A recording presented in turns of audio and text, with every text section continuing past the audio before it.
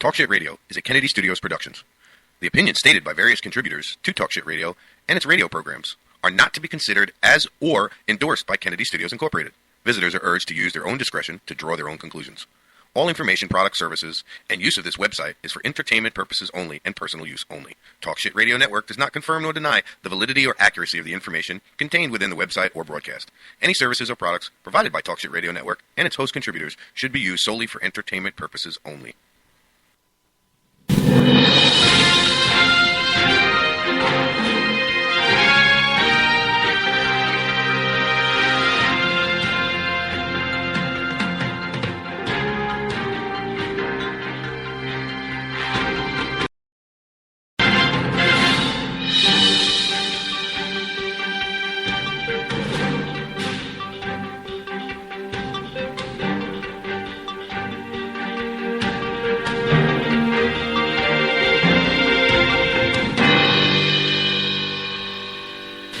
Good morning, everyone. Happy Monday morning. This is Lewis with Talk Shit Radio. I'm here with our hosts who are here, but they're kind of not here. I know Hayden's recovering from a hangover. I watched him get shit-faced last night, and he's drinking those Bloody Mary hangovers remedies. We have Joseph, who's sitting over to my right, who also is here, but he's not here. Hey, Lou. Yes. Why don't you eat hot dogs at a gay parade? Why don't you eat hot dogs at a gay parade? They taste like shit. Alrighty, for those of you who are out there and heard that one, why don't you eat hot dogs at a gay parade? Because they taste like shit. Alrighty, moving right along on this Monday morning.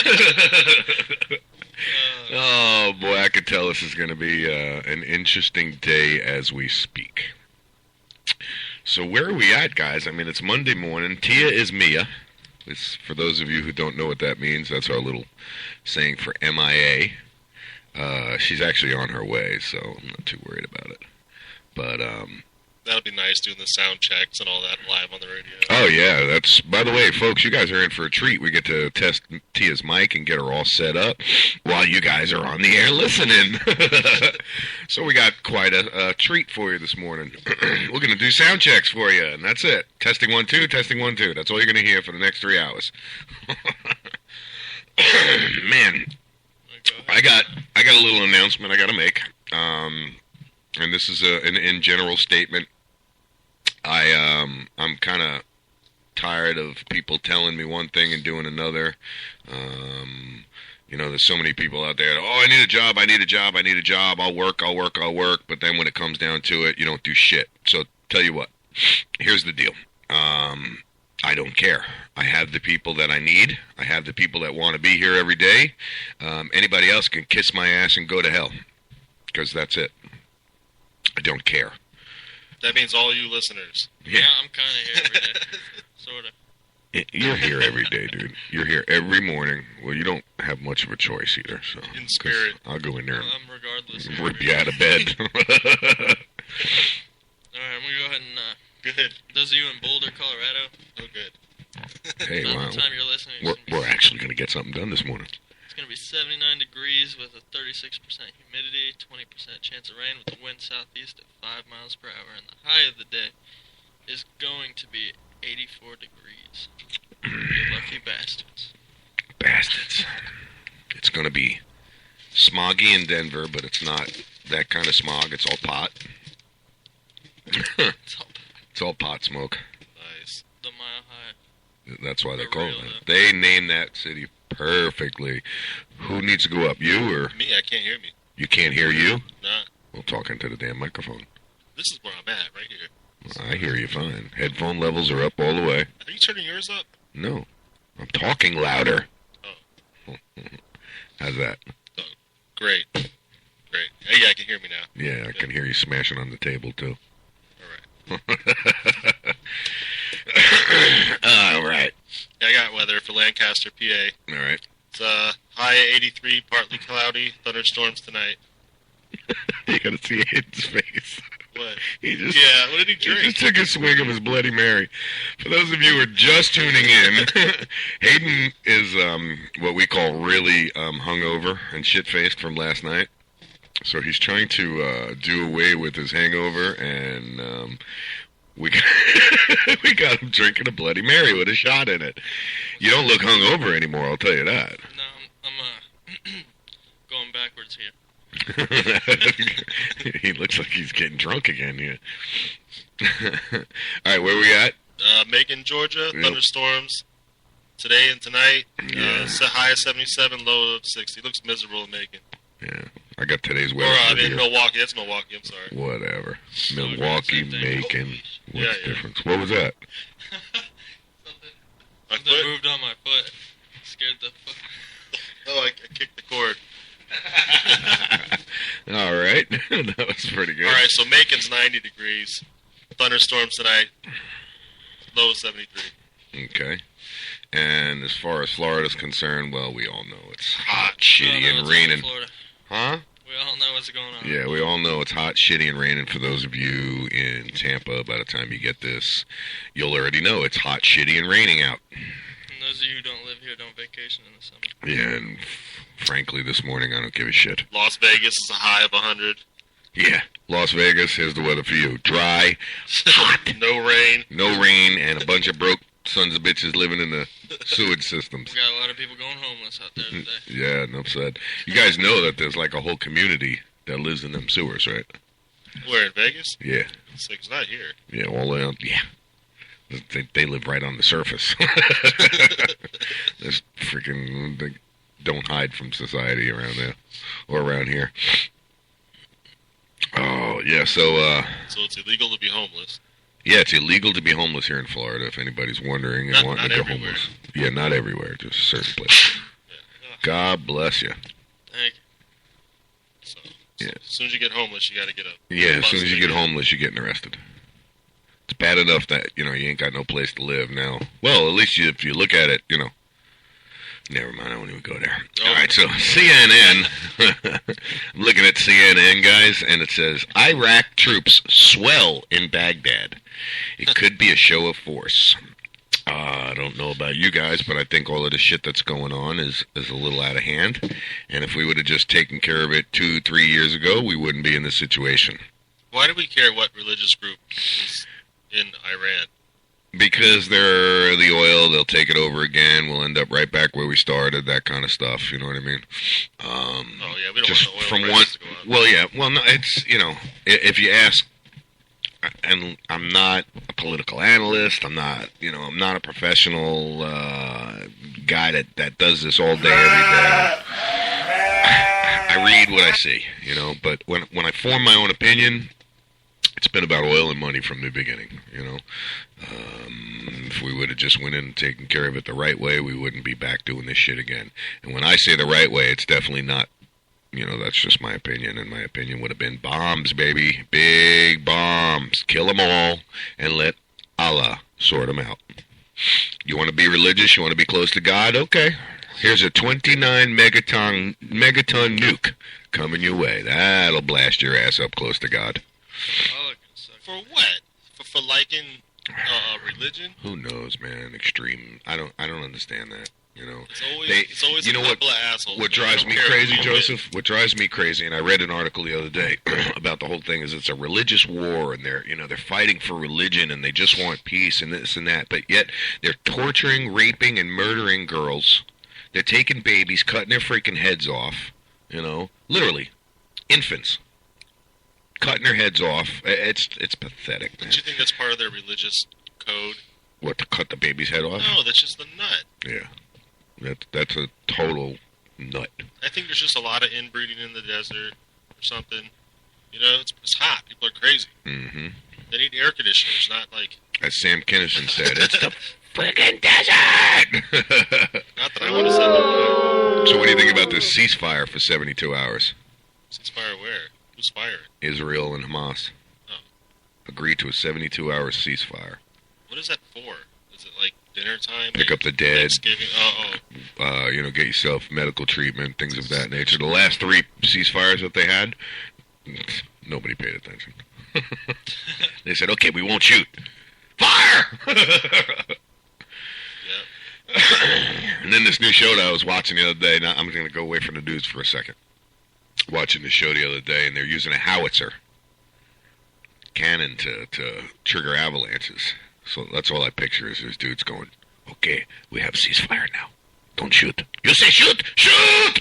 Don't shoot. You only hear the shoot. That's all I would hear. Shoot! Fire! You son of a bitch, you killed ceasefire. I do what? Homer say what? Am I the only one on this show? Hello. An app to assist with parking may become reality. An app to assist. Serious, right? An app to assist with parking? That's what it says, man. I'm opening it up. Yeah, let's see what that is. What do you guys think about this? This. You can't park your car. You shouldn't even have a phone. Enough said, man. If you need an app to park your car, then we are a bunch of lazy son of a bitches in this society, Forget man. this is a video. Oh, is it? Yeah, I don't feel like scrolling with any of that shit today. Did you guys watch what happened with the sprint car driver getting killed? Got out of his car. What happened? It's just got a stupid little picture. It says if they can crawl, they're in the right position. Is it a chick? No. What is it? It says, my friend just started dating a 19-year-old. He's 31. I told him she was too young for him, and he said if they could crawl, they're in the right position. That's so bad. That's screwed up, man. That is really, really bad. Yeah. All right, back to that race car driver that got killed. You guys hear about that? No. Yeah, he got out of his car.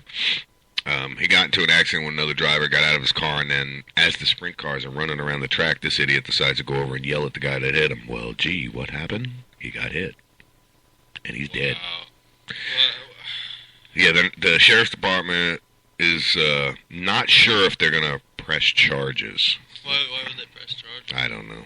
Apparently, they think that the guy did it on purpose because he was on the track, and who knows, man, stupid shit. I don't watch racing anyway. It's not that easy to go from 200 to 0. Oh, sprint cars are different. Sprint cars? Sprint cars. You had a little open wheel sprint cars, tiny little. What, an Indy car? No, sprint car is on a dirt track. It's got the big fin on the roof. Yeah, those don't slow down that fast. No, and they're on dirt. They're very dangerous. Yeah, they're like giant go-karts on steroids. I wish my buddy David was listening, David Walters, because if he was listening, he's a racer. He's totally into racing and shit like that, and he would have explained it to us. But no. What else we got? Or guys? you could call them.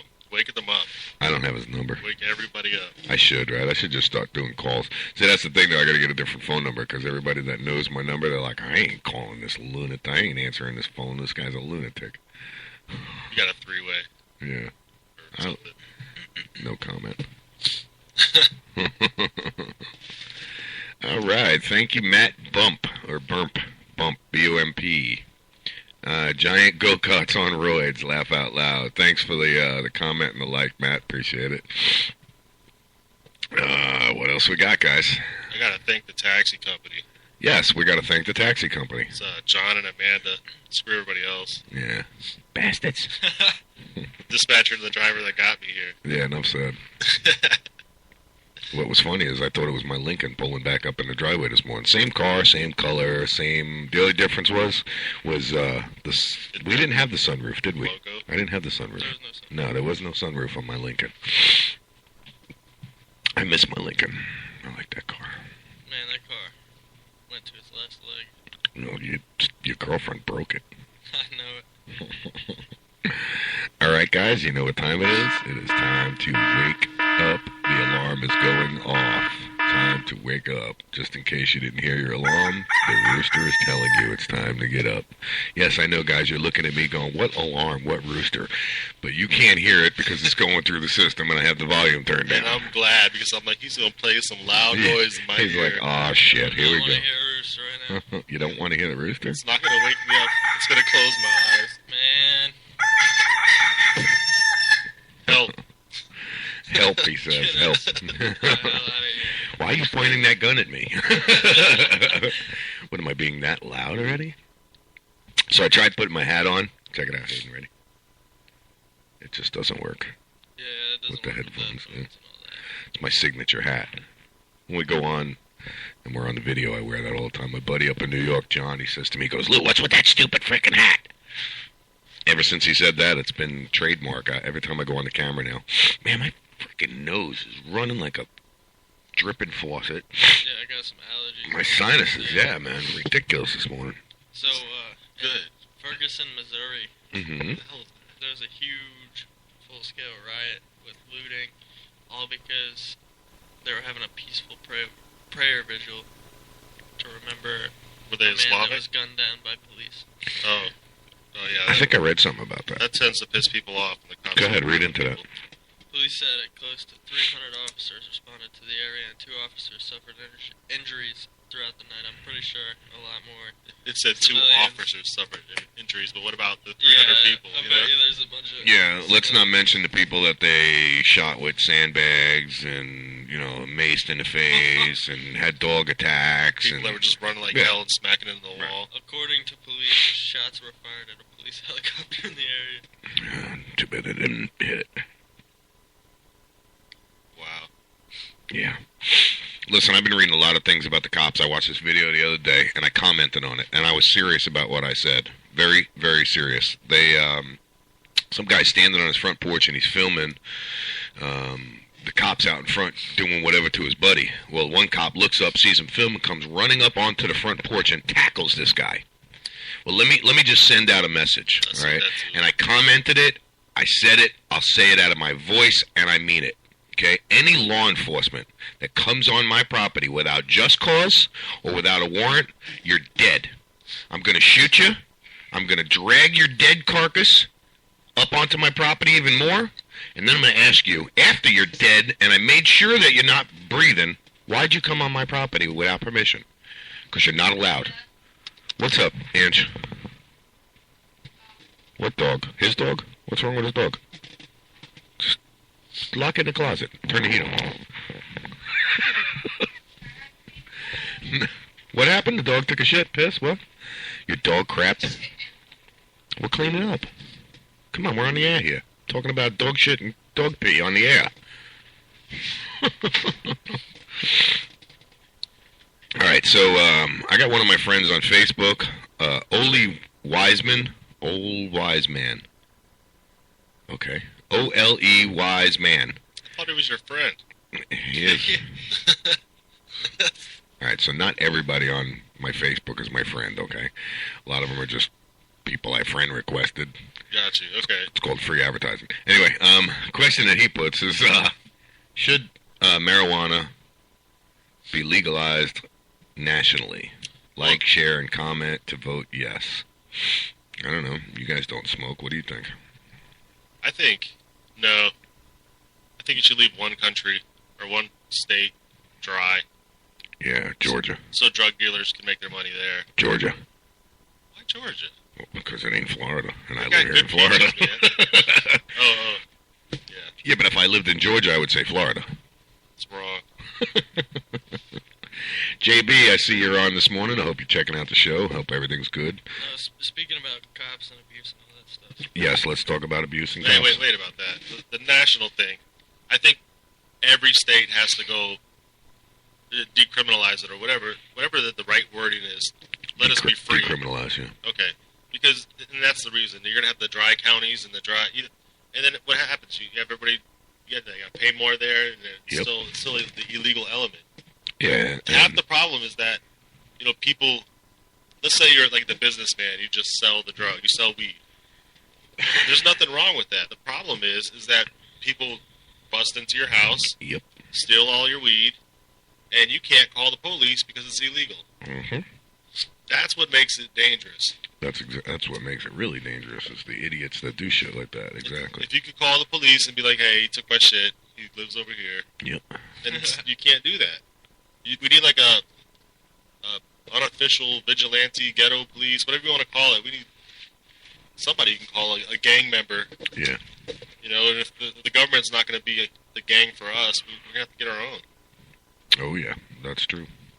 I got a quick little message from Minority Law. Excuse me. That guy's awesome, by the way. Michael Minardi, attorney at law. Great guy personally, great guy professionally. Very, very big cannabis activist. He works for Normal of Florida, Puffum, Silvator. He belongs to a lot of organizations when it comes to legalization of cannabis. God bless you, Hayden. And I just want to give a quick shout out to Michael Minardi and everything that he does and has done for everyone out there. And we'll be right back. I'm going to play a quick message from Michael. Hello, my name is Michael Minardi. I'm a board member at Normal of Florida, and we support your vote yes on Amendment 2. Why? Because Amendment 2 will help so many thousands of Americans in the state of Florida. There's already a report that over 400,000 people would already qualify with their illnesses for the medical use of cannabis. It is important that people are allowed to use cannabis or have the ability to choose the medical use of cannabis over prescription medications. This isn't about giving it to the kids. This isn't about legalization. What this is about is adults between their doctor deciding whether or not cannabis is a reasonable option for their illness, whether or not it's a safe option for their illness, and whether or not they have the ability to use cannabis for their illness. Minardi Law, 772-463-6570. Hello, my name is Michael Minardi. I'm a Oops. I forgot, folks, that it loops. So if I'm not here to push the button and stop it. But anyway, now a message from me and my cell phone provider. There we go. Hi, this is Joseph with Talk Shit Radio. I'd like to talk about my cell phone carrier, SolarBay. I've used SolarBay since 2013, and I can tell you they have great coverage and service. I started with SolarBay paying $39 a month. That gives you unlimited talk, text, and data. Now my phone bill's free. And I have the ability to generate monthly income. How, you ask? Well, simply put, each time someone I refer pays their cell phone bill, SolarBay sends me $5. If you need cell service or would like residual income, please go to our Facebook page, www.facebook.com/TalkShitTVShow, and we will have a direct link to SolarBay. Go check it out and see for yourself. We're back with Talk Shit Radio. Sorry about the commercials, folks, but it is a necessity. Otherwise, you don't hear no more talk shit. You know what you can do? What can I do? Joseph, Not you, Joseph, tell me what I can do. The people. Tell the people what they can do. The people can call in at 352-410-2084. It's 352-410-2084. Absolutely. And they can talk shit.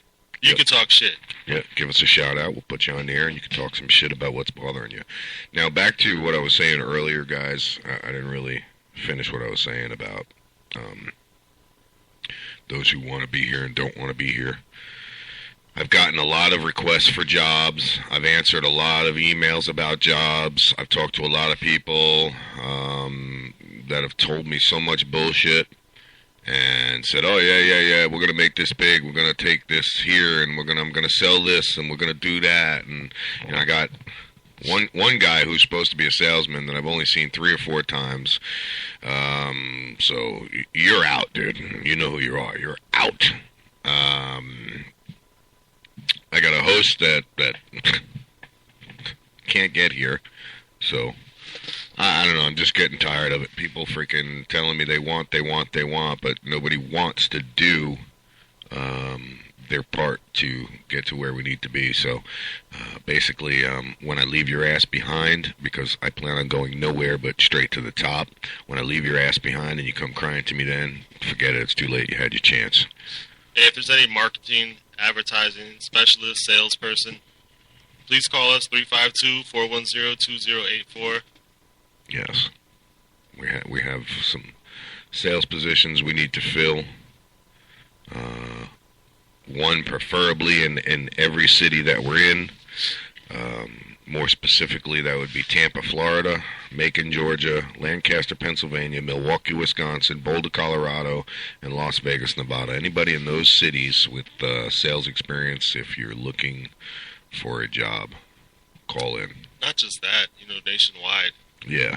And it's not just a job, it's an adventure. No, I don't want people that just want a job, I'll be honest with you. If you just want a job, go work at McDonald's. If you want a career and you want to help us build and expand and move forward, then that's a different story. Don't waste my time, I won't waste yours. What else we got, guys? A cop shot somebody. What else is new? Yeah. What else is new? They're getting out of hand. This one's in Pennsylvania. It's a town called Springfield. Springfield, Pennsylvania. Yeah, the cops are getting out of hand, abusing their power. I don't even know what to look for anymore. I come on here, and it's always a cop shot somebody. Oh, if you every city I look into, I'm supposed to. Yeah. We're in Lancaster. We're in Milwaukee. You know what I mean? Like, it's always the same stuff. Mm-hmm. Now security guards are shooting people. I see that everywhere. Security guards, COs, anybody. Here's an article. It's like the badgeless versus the badges. This really pissed me off.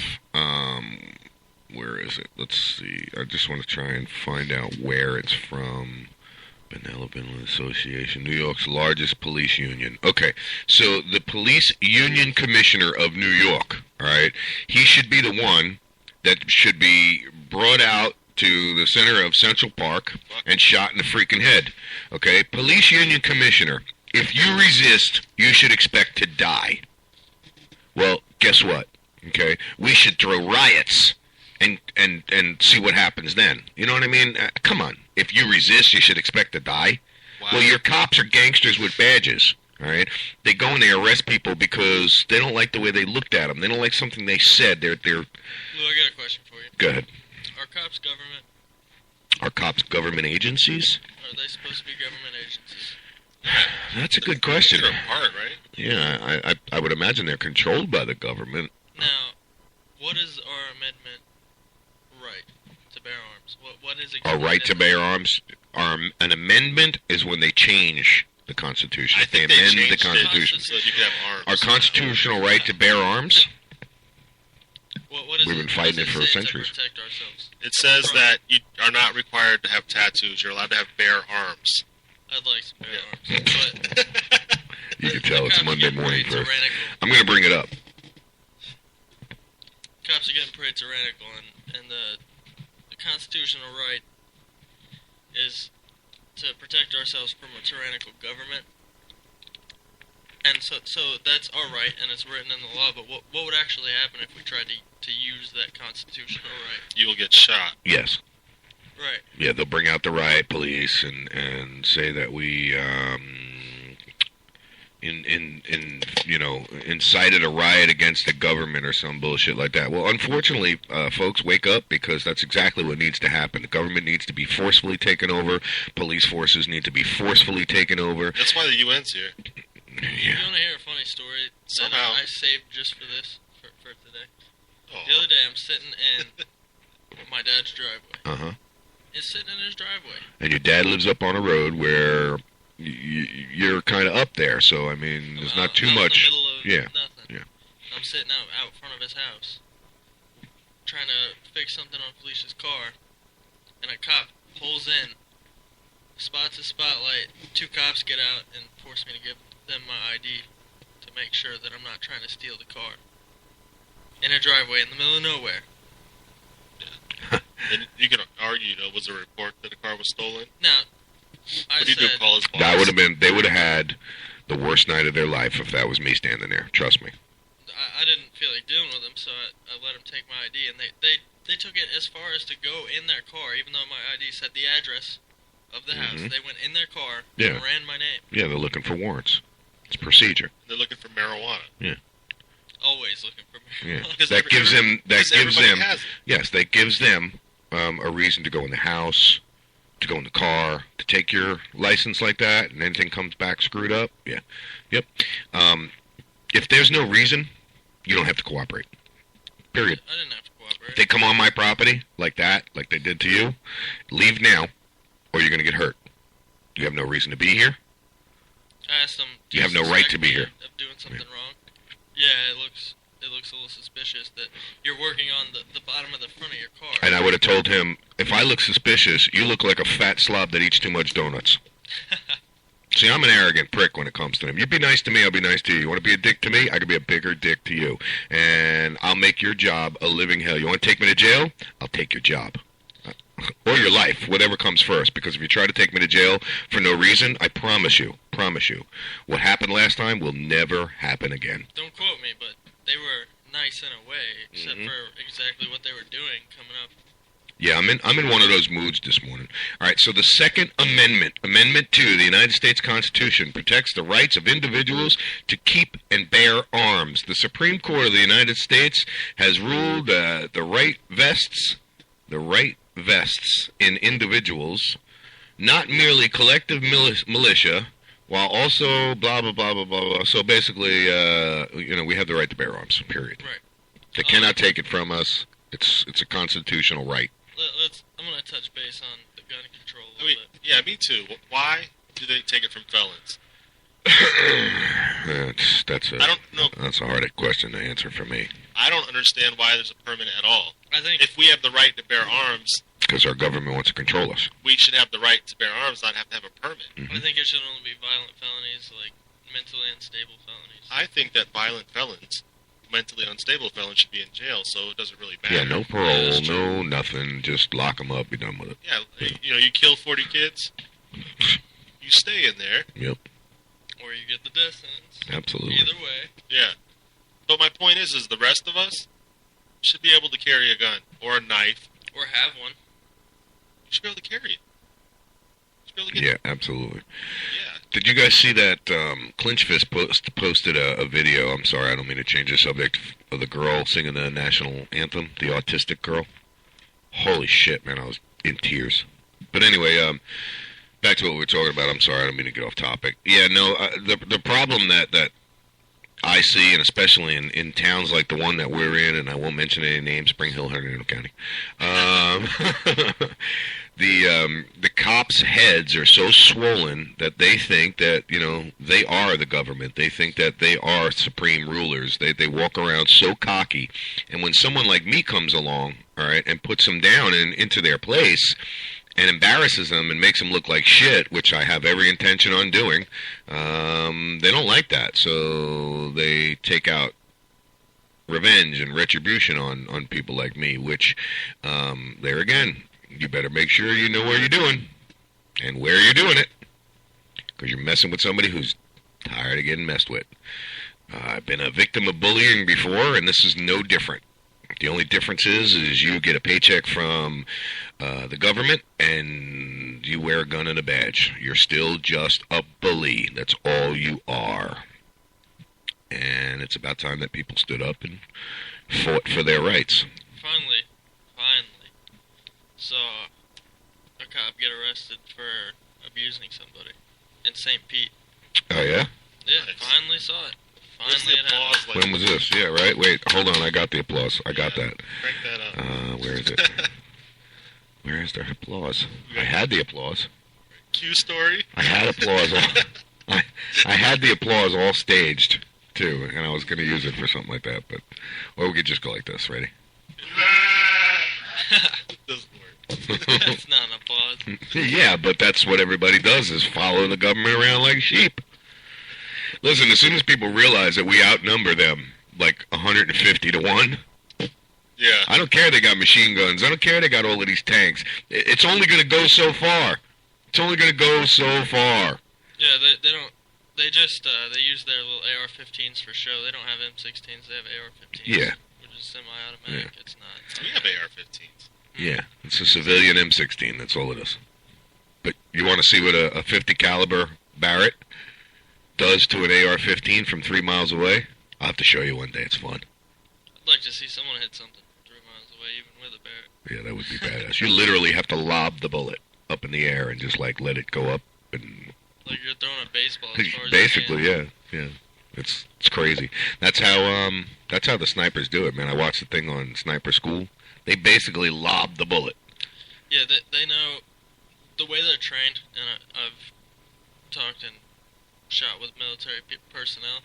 The way they're trained is they know exactly what 1, 2, 3, 4, 5 mile per hour winds would do to a bullet from this range and this range. They study up on it. I forget there's a term for it. Coriolis effect. Yeah. Is that what it is? Well, it's part where the Earth spins. Mm-hmm. They shoot the bullet and the Earth spins. Yeah. You got inertia, Coriolis, all of that. That's pretty badass. It sounds like somebody just and walked they in teach there. you in school, and one of my favorite subjects was trigonometry, and believe it or not, you have to use trigonometry when it comes to using a sniper rifle. Yeah. That I know just from watching the SEER trainings and stuff, because trig is big. They teach you a lot of math in school. Trig is big. Look, I'm a poet and I didn't even know it.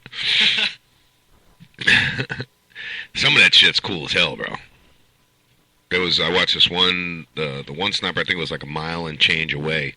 He was in Afghanistan or something, and he was popping at these two towel heads. And the bullet ricocheted at their feet, and they just kind of looked around. What the hell was that? Second one wrapped the guy right in the head. He dropped. Thud to the ground. The other guy drops to the ground. He's looking around. Nothing. Stands up. Bullet goes pew right by his feet. He starts walking. Next one, drop. Yeah. From over a mile away. The guns they have on the helicopters, well, one of the guns, the other ones I can't talk about, but one of the guns they have on the helicopters in the Air Force, they're called aerial gunners. Is the word for the people on the helicopter. Is that the 50 cal Gatlin? They have the 50 cal, and then they have the 308 Dillon Arrow minigun.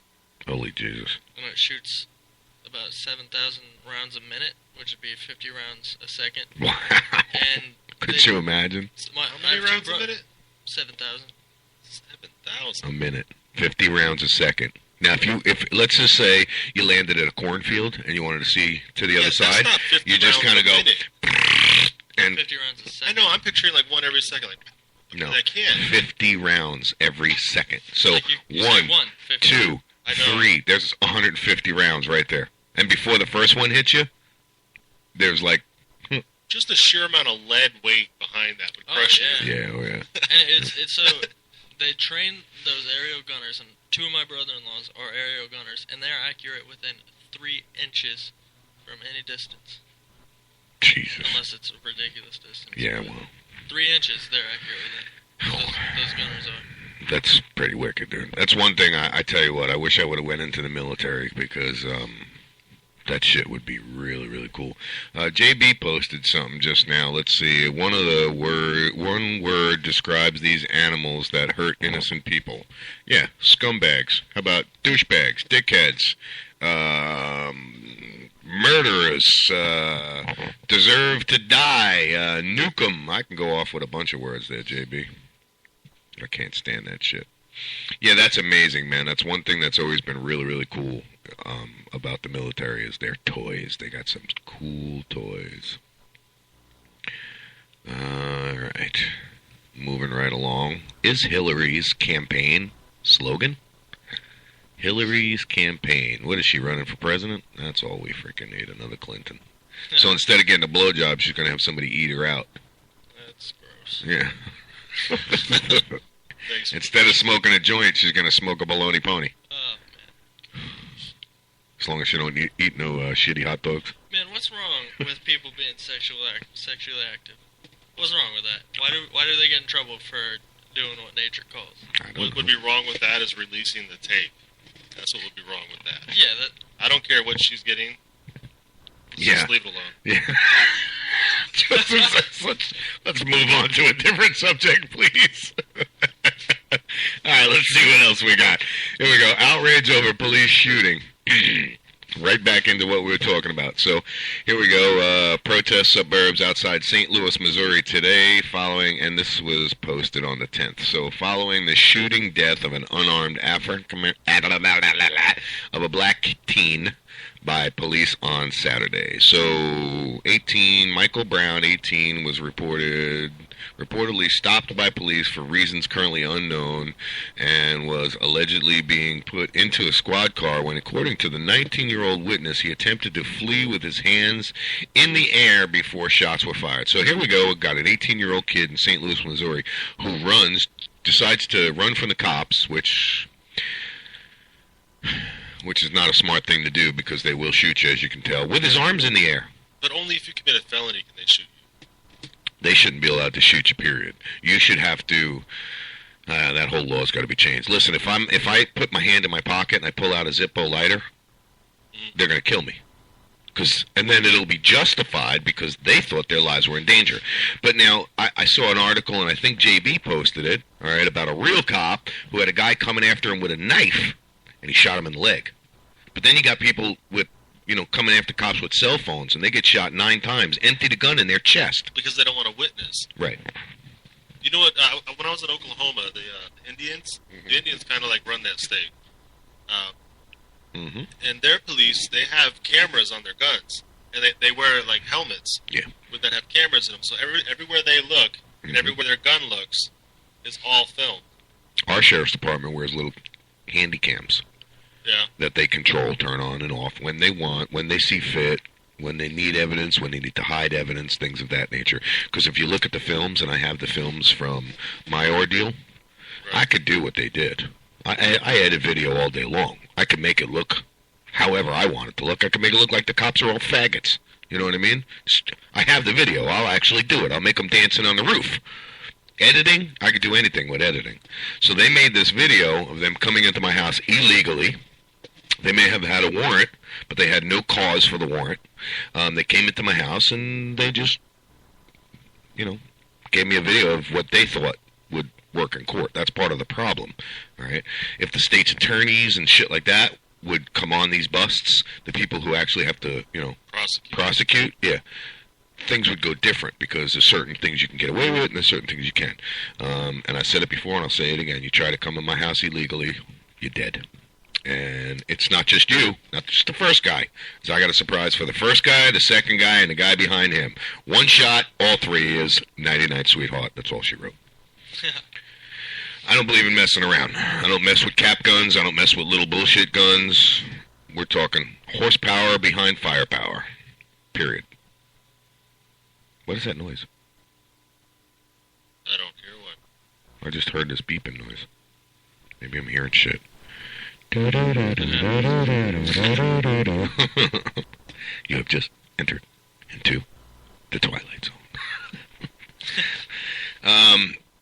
Yeah, things are getting out of control here with the police. It's just the St. Louis County Chief of Police contradicted that version of events at a press conference on Sunday. Chief John Belmar says that the altercation between Brown and the arresting officer led to the fatal shooting. Isn't that bullshit, man? Rockets and Revenge, Dispatch 11. I was going to send you a video. You were going to send me a video? Yep. I was going to send you a video yesterday. It's not here today. It's not here today? They took it off. It was a teacher in Wagoner, Oklahoma. Right. First day of school, she shows up drunk, and there's no pants. Oh, yeah. Was it that big, ugly teacher? Oh, my God. That would scare me, too. Yeah, she was... Harley's ass is more appealing than this chick's face. Harley's asshole sticks out further than his tail. You notice that? How disturbing is that? We're talking about my dog's bunghole. It's like a pucker brown eye. How it protrudes. It sticks out. Oh, my God. Today the show is truly living up to his name. All right, so any of you watch the show Weed Country out there? We got Mike Booton, who's one of my acquaintances. I don't call them friends anymore because they're not. One of my acquaintances on Facebook, he says, when someone says that something is illegal because it's dangerous and kicks your ass for using it, isn't relenting because... What? Isn't... What? Relenting? Because there is money in a couple of things automatically. Mike, call into the show and explain this one for me. You got me all messed up on this one. I'm not sure if it's just because it's Monday morning or what. What else you guys got? I got more. I'm just trying to drag it out. Drag yours out. I'm going to drag you out. Drag you out to the road. All right, so we got Peru's new cocaine is gold. Let's see. Looks like gold in Peru is becoming more valuable than cocaine. It's always been more valuable. The value is when it gets here. Looks like Peru has the second largest amount of rainforest in the world, but swaths of it are rapidly disappearing. Illegal gold mining, farmers digging up ore and selling it on the black market. All right, so cocaine was the biggest industry, I guess, in Peru. And now, black market industry, and now apparently it looks like these guys are getting smart and they're digging up gold, selling on the black market. So eventually it end up wrapped around fiance's finger is more major cause. According to the former environmental minister, Antonio Brackegg. Hello, my name is Antonio Brackegg. Okay, so it occurred to anybody that maybe they're shipping gold to Peru? You know, it's easier than shipping money back. Because gold transfers value. You don't have to stop at a store and change the dollar value, or whatever it's called. Yeah, there's no exchange on gold. And so now they have a bunch of gold because they've been selling their coke. Well, no, according to this, they're digging it up and selling it on the black market, and they're producing more gold than they are cocaine right now. So for those of you who are cocaine heads, there's no more Peruvian flake or whatever the hell, I don't know. Whatever you call it. Whatever you call it. Fish scale. Oh, you know, huh? Sounds like it's coming from experience, folks. Oh, man. That felt good. I'll be back, guys. Where are you going? You having troubles already? Uh-oh. He's got to do poopy. He's got to go poopy. Oh, God. Hayden's going poopy. I gotta go poop. All right, the hot zone, Black Death, returns to Madagascar. That sounds bad. We went to Madagascar because the village of Bernanimbo had been an epicenter of the Black Plague outbreak that resulted in nearly 600 cases. Black Plague. Boy, oh boy, you know, Armageddon is coming, and it may not be from a planet falling on or an asteroid falling on our planet. I sat in a helicopter. War or disease. Yeah, that's what I believe. We're going to genocide and all of that shit through our own. I saw pictures of the Ebola virus, what it does to your skin. Oh, nasty shit. Nasty. So, I wonder how that virus is doing in the Gulf. You mean the red tide? No, the other stuff, the Vibrios, the flesh-eating.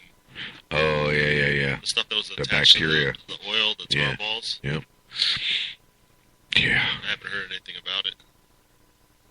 You ever sit back, Joseph, and think about when you were a kid and how you used to say, wow, I wonder what the world's going to be like in the future. If I knew then what I know is going on now, I wouldn't have been happy. No, I wouldn't want to go any further. I mean, Jesus. It's crazy, man. This story originally aired on Vice News. This is where stuff like this is coming from. We go to Vice News, really good, Talk about that clip I sent you. good source of news. No, you know what? I didn't even know you sent me a clip. Let's get over here. What do we have? The video? Yeah. Cop killing weed? He thinks the weed's killing him. It's just a funny clip. Alright, we'll get to this in a sec. We'll get to that clip in 1 second here. Calls 911. Hey, On himself. a cop? For eating brownies, yeah. What an idiot. Listen, people, if you've never eaten, eaten, Edibles? what would it be? Eaten or eaten? Well, it depends on where you're from, I guess. If you're from the ghetto, it's eaten. If you're from where I'm from, it's eaten. If you've never eaten edibles before, yeah, it sounds like I know what I'm saying. Or if you have never. If you have never eaten, see, I could do a commercial out of this. Regular public service announcement. Hello, folks. My name is Louis Kennedy, and I'm here to tell you today that if you've never eaten any pot brownies, you're going to get really messed up. And you're a dumbass if you eat a whole bunch of them, because you've never eaten them before. So you deserve what you get. Stupid ass. But what if you're hungry? Well, then, don't eat the pot brownies.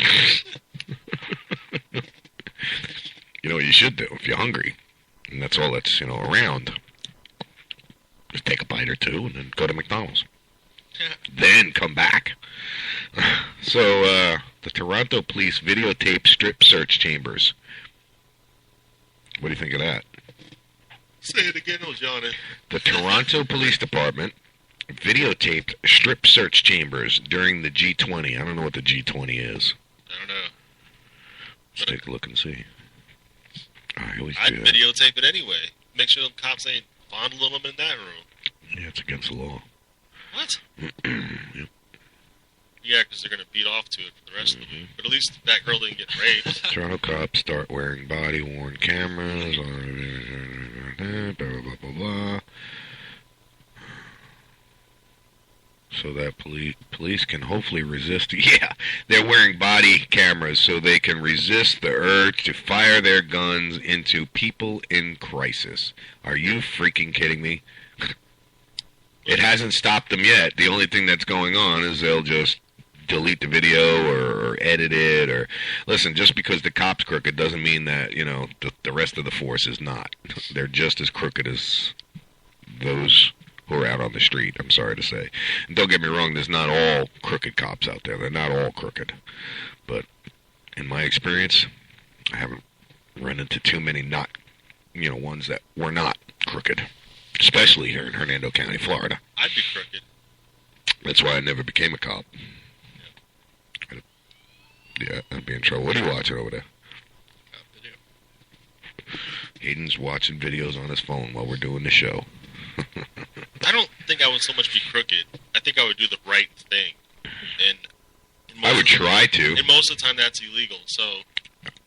You would end up getting killed by fellow officers because you did the right thing, most likely. Yeah. The fight for justice is a fight against the New York PD. Legalities and moralities, they seem separated. Yeah. Yep. The problem is they take that power and they run with it. They abuse it. And next thing you know, you have headlines like this one. The fight for justice is a fight against the New York PD. Right now, they're the most visual police department out there that's committing all these freaking crimes against their people. When you look at your car in the morning, when you go out to the car, and I'm talking to all you bacon sons of bitches out there, when you walk out to your car and it says to protect and serve, remember that throughout your day. Remember that when you have interactions with the people that you're paid to protect and serve. And when you're acting like an asshole, okay, and then they act like an asshole back, I want you to remember why. Okay, because you're there to protect and serve. Not be a douchebag, not be a dickhead, not be an arrogant prick with a gun and a badge who thinks he's God. Because that, my friend, gets people killed. But are they here to protect and serve, or is that just a logo? They are here to protect us and serve us.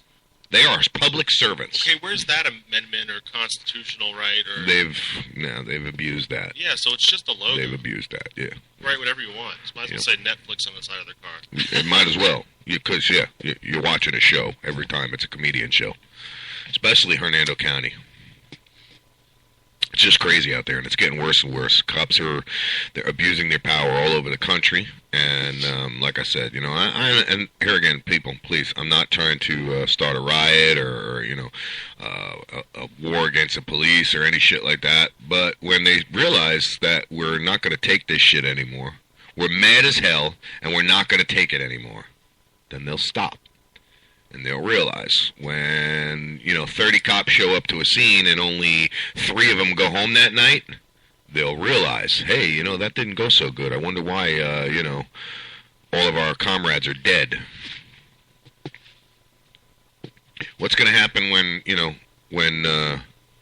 the shit hits the fan? God bless you. When the shit hits the fan in this country and the people have to police their own neighborhoods and streets. You think there's going to be any respect for the law then? There is going to. We're the law. At that point, we are the law. Yeah, that's the truth. I watched the movie Escape from New York the other day. A few, conflicts. Oh, yeah. But overall, I think we'll be fine without police. Mm-hmm. Because, a neighbor's only going to take another neighbor doing something for too long, and he can talk to the next neighbor. and pretty soon somebody's going to be in trouble. They're either going to be floating down the river in the backyard, or they're going to quit the shit. Yeah. One of the two. So I'm looking at the video cameras outside the studio, and the sun's coming up really, really nice, but that sky, I got to tell you, that sky looks like shit. It looks like we're in for some more rain. I'm going to blow my nose. Yeah, it's all good. I'm going to take a break in a few minutes, put on some music. I need to take a break. Huh? Yeah, a few minutes. When you get back, I'll put on some music and stuff. But so according to my weather station that we have here, right now outside 77.9 degrees, and it's 8 o'clock in the morning. 93% humidity. Relative pressure is 29.77. The wind chill. We have a wind chill. 78.1. Same as the temperature. Whoa. I've seen it to where the wind chill is like 5 degrees colder than outside a few times. During the midwinter. That's Dead of winter. Dead of winter. I have my alarm set to where it'll go off once it goes down below 30 degrees. It's never gone off.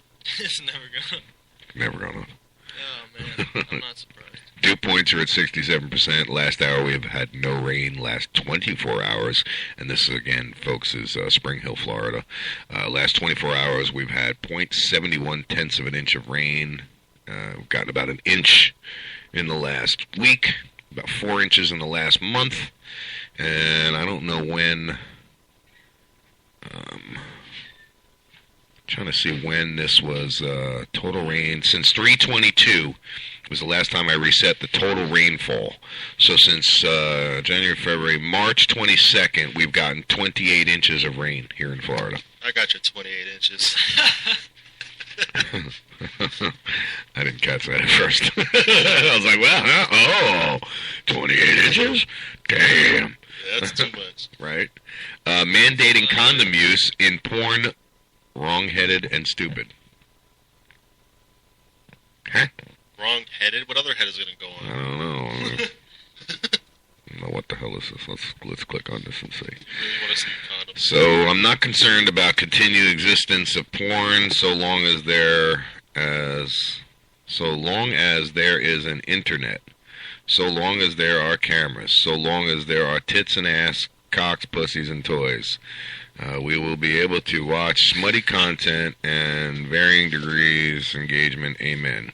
I am, however, concerned about porn, which can change laws and affect lives and the well-being of people on either side of the camera. For example, the Los Angeles Times reported this week that porn production rates in the area have plummeted since the introduction of a law requiring an adult performer use condoms.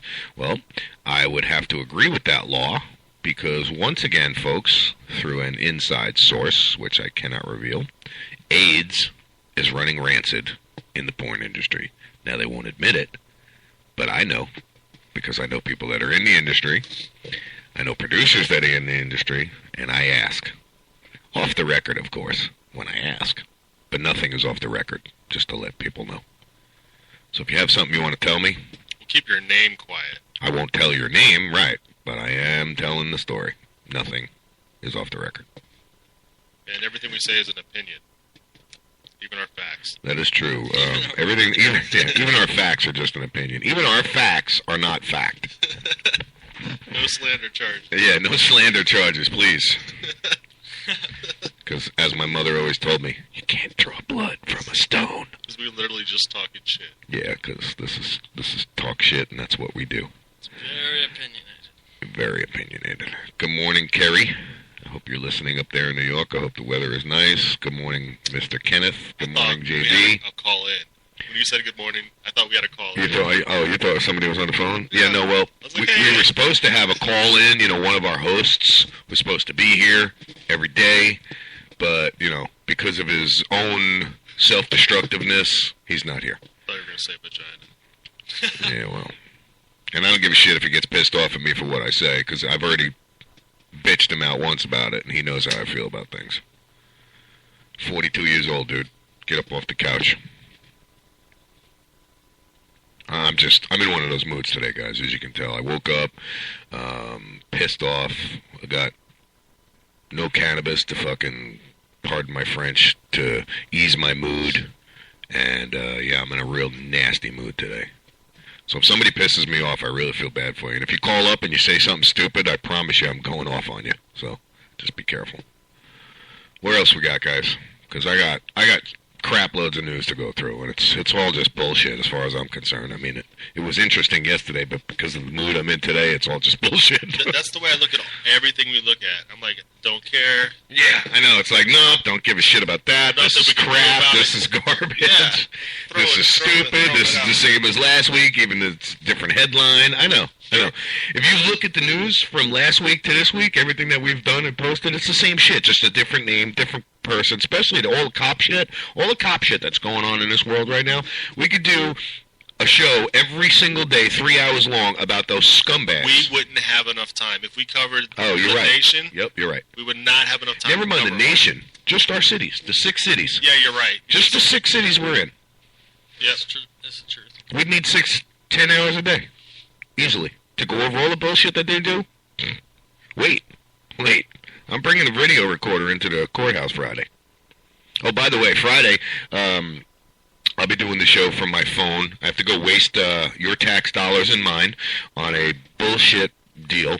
Got deposition set for the 23rd at the end of this month, but they want me to come into court today. Instead of just saying, oh, no, postpone it. No, they want us to come in there. My lawyer ain't even going to show up. I'm going to be a dick again. Last time I was in there, I called the judge a scumbag. As I was walking out, I was like, later, scumbag.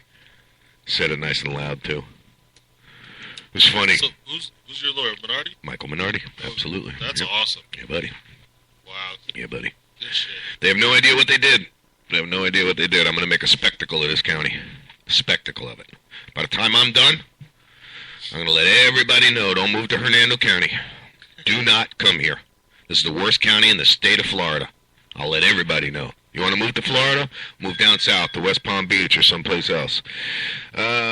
Elmhurst, Illinois. Let's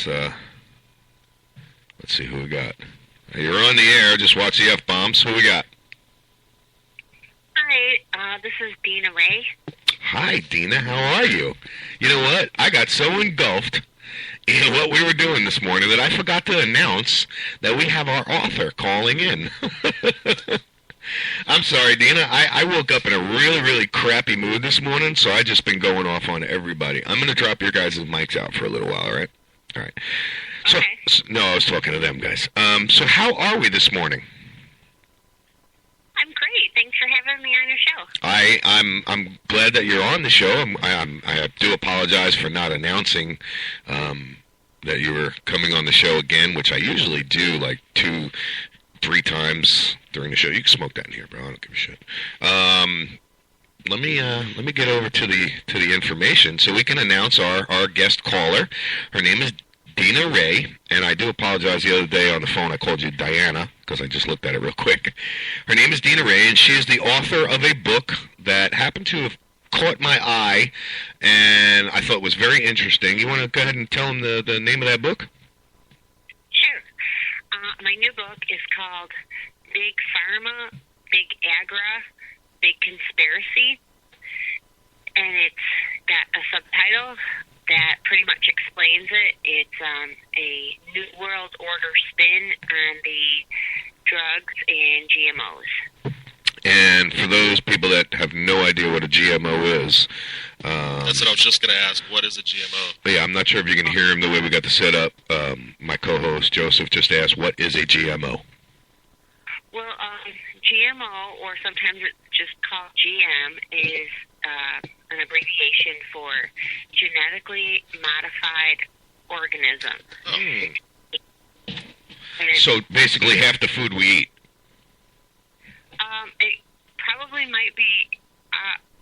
I think is a very conservative guess.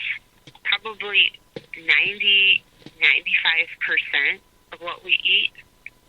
Wow. What really caught my eye was the big pharmacy and the New World Order. You're on. Go ahead. What do you got? Well, why is that a problem?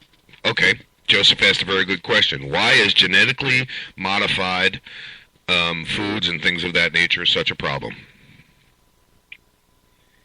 Well, they haven't done a whole bunch of testing to guarantee the safety of these products, and they've only been around for approximately 20 years. So you are changing the genetic makeup of food, and they're also calling them Roundup Ready, where they're also putting inside of the DNA of these a lot of plants, not all, but especially corn, for example. They put in, they call it BT Ready, and they put in a kind of like a pesticide where when the bugs eat the plants, you don't need to spray the plants anymore with Roundup. They just die. Right. The bugs eat the plants because they already have it in their genes to protect them against bugs, and their stomachs burst and they die. So my question is, if it's causing a bug's stomach to erupt, what does that do to a human after years of eating the food? Well, you think that it would deactivate upon cooking or something like that? They couldn't just put something out that would kill us. Somebody's got to be governing that. Did you hear Joseph? I'm sorry. He was saying you would think that something like that would be rendered inert once you cook the meat or something like that, or the vegetables. And his question was, why would they be putting stuff in the foods that would kill us? Well, according to them, it doesn't kill us. It's totally safe. Yeah, but there again, when we're talking about them, we're talking about Big Farm, Big Agra, and Big Brother. Well, Monsanto, I don't want to pick on just Monsanto. They're not the only company that has these genetically modified products. There's DuPont, Syngenta are some of the other big ones, but Monsanto is the biggest, and I'm sure you guys have seen Monsanto on the news every now and then when people are picking against them. And part of the problem is we have these products approved by the USDA, but we don't have any studies before they even hit the market. We don't have any studies proving that they're safe, and some of their products are bad, just downright bad for you, and that's been proven. Carcinogens and things of that nature, sure, yeah. I mean, they can make genetically modified hormones, which they were putting in milk, and they still put the bovine RGH in the milk, but some stores won't carry that anymore. I think Walmart is one of them. They refuse to carry that product. So Walmart's the devil anyway. That's what my wife says. Walmart's the devil. Every time we go in there, we spend too much. Well, Costco, I'm like that with Costco. I go in there for a thing of toilet paper, and $200 later. Sure. You got your toilet paper, but you got everything else that you didn't need. So tell me more about this book of yours. And again, it's Big Farm. What is it? Big Farm, Big Ag, Big Conspiracy? Yeah, Big Pharma for Big Pharmaceutical Country. Company, yep. Countries, it's early. Okay, might as well say country. Yeah, you might as well say country, Joseph said. Yeah, and Big Agri for Big Agriculture. Mm-hmm. And then, of course, Big Conspiracy. And these corporations have grown so big, they're so powerful, they're such a global force that they're the ones that I believe are running things, not our elected officials. Oh, well, it all boils down to campaign money, that's for sure. Right. How much money are you going to put into my campaign for you to get what you want? That's basically what it boils down to. You know, and for the people that don't know that, it's really time to wake up and realize this stuff. As far as big pharma, that's what the big pharmaceutical companies, that's really what caught my eye about your book.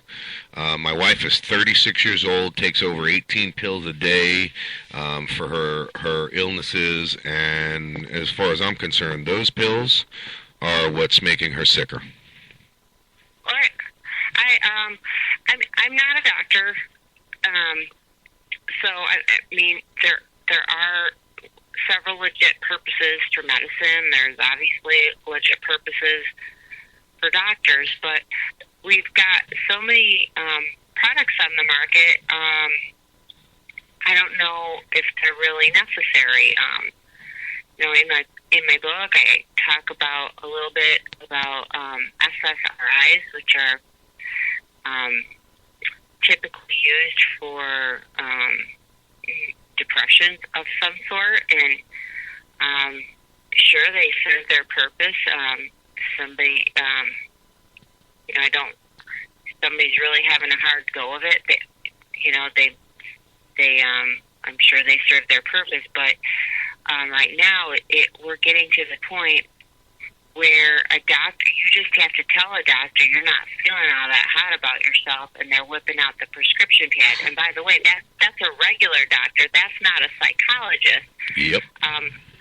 These prescriptions used to be written by psychologists who spent some time with you and knew what was up. I mean, now you go in to see your primary physician for a physical, and you tell them things aren't going well for you, and they're whipping out their prescription pad instantly before they even know what's wrong with you. The prescription pad's coming out. Yeah, and it's just out of hand, and all of these, shooters, all of these crazy, primarily young men. Shooters. They're all on antidepressants. The Columbine. Okay. That's what you meant. Oh, I thought you meant like junkies, like people that shoot up. That's what I meant. That's what I thought you meant. I'll be honest with you. But you guys bring up another good point, though. That besides how these things can backfire, you both bring up a very good point.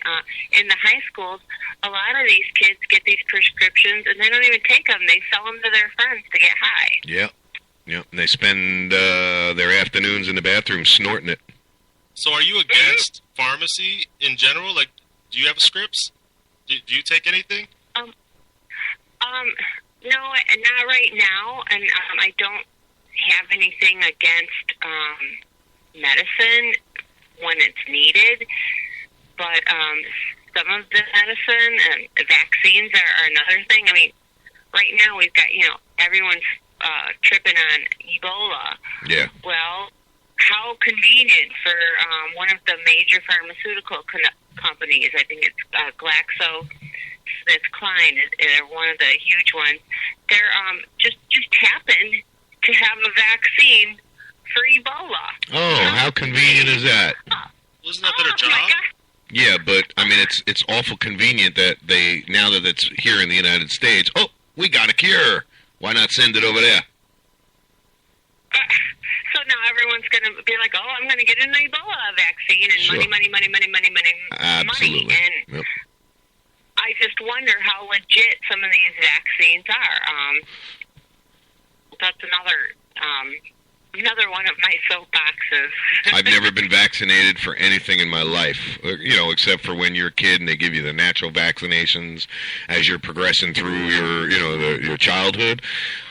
Anything else, I will not go and stick the flu virus in me. I will not. No, I'm sorry. I'll take care of myself. I'll eat my vitamins. I'll eat the right food. I'll build my immune system up, and thank you very much. I'm good. But what is the right food now? Well, the right food. Yeah, I mean. Well, a lot of people are starting to switch to organics. And It's just as dangerous. if you see the price tag on organics, that's pretty scary too. That's the danger, is how much you spend on it. Not to mention, they grow that with shit. Yeah. There's bacteria and viruses on the shit. Yeah. That's true. That's true. It's just as dangerous, in my opinion. Yeah. Well. It's, in the United States, organic food only has to be 90% organic. So you could spend double for those eggs or whatever you're buying, and it might be cross-contaminated. Yeah, and you really don't know what you're buying. I mean, let's be real. I could go to Walmart, buy a dozen of eggs, take it out of the package, put it in a different package, and sell it like that. You know what I'm saying? I mean, as Tommy Boy said, I could put a piece of crap in a box, slap a warranty in it, and it doesn't mean it's a good quality part. You can tell because eggs, they got like a lot harder of a shell. Yeah. When they're like when I go get my eggs in the morning, those shells are hard to crack. You got to hit the counter a few times. Yeah. Now, let me ask you this. What is your stance on this whole medical cannabis thing? Hey, if people want to use marijuana for cancer or MS or whatever, have at it. It's legal in half the states right now. Yep. And I mean, let's be real, and it comes down to your book, really, and it's a really good point. How many people are out there have died from these prescription pills? How many of our kids are overdosing and just ruining their lives? Listen, I've smoked cannabis my whole life. It hasn't ruined my life. I've ruined my life. You know what I mean? Cannabis didn't do it. These pills, on the other hand, that ruins people's lives. Yeah. Yep. Well, you hit the nail right on the head. Our prescriptions are one of the leading causes of death in America. Yep, absolutely. In teens, no less. Teen usage is skyrocketed. Yeah. It's disgusting. Yeah, a lot of them come with the black box warnings. Yeah. On them, which is really nasty. I mean, that's really sad if your doctor sells you a line that your kid needs to take these drugs, even if they might kill him. Yeah. I ran into a circumstance with my youngest, and the doctor prescribed her this some kind of psychotropic drug, something, because she was having headaches, and the pharmacy screwed up and gave us double the amount of pills we were supposed to have, and told us to give her double the amount of what the doctor told us to give her. Long story short, my daughter was being overdosed by such a powerful drug, amitriptyline. It was just pathetic. We told the doctor, listen, I'm not giving my kid this crap anymore. I'm sorry. So she threatened us.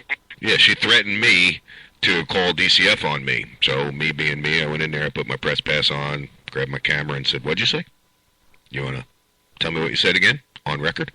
Because you want to make a fight over this, we'll make a fight over it." Oh, my gosh. Yeah. 14 years old, 13 years old, I mean, all because of headaches. We take her to a chiropractor, he adjusts her, and she hasn't had a headache since. They do that a lot. They use the medical. If you don't want to go to them, then you're abusing your child. Yeah, absolutely. Yeah. Or you're being crazy because you want medical care. So, Dina, what inspired you to write this book? Wow, that's quite a story. That's power. You can get your kid taken away if you don't give them this prescription. Yeah. Yeah, that's real. Mm-hmm.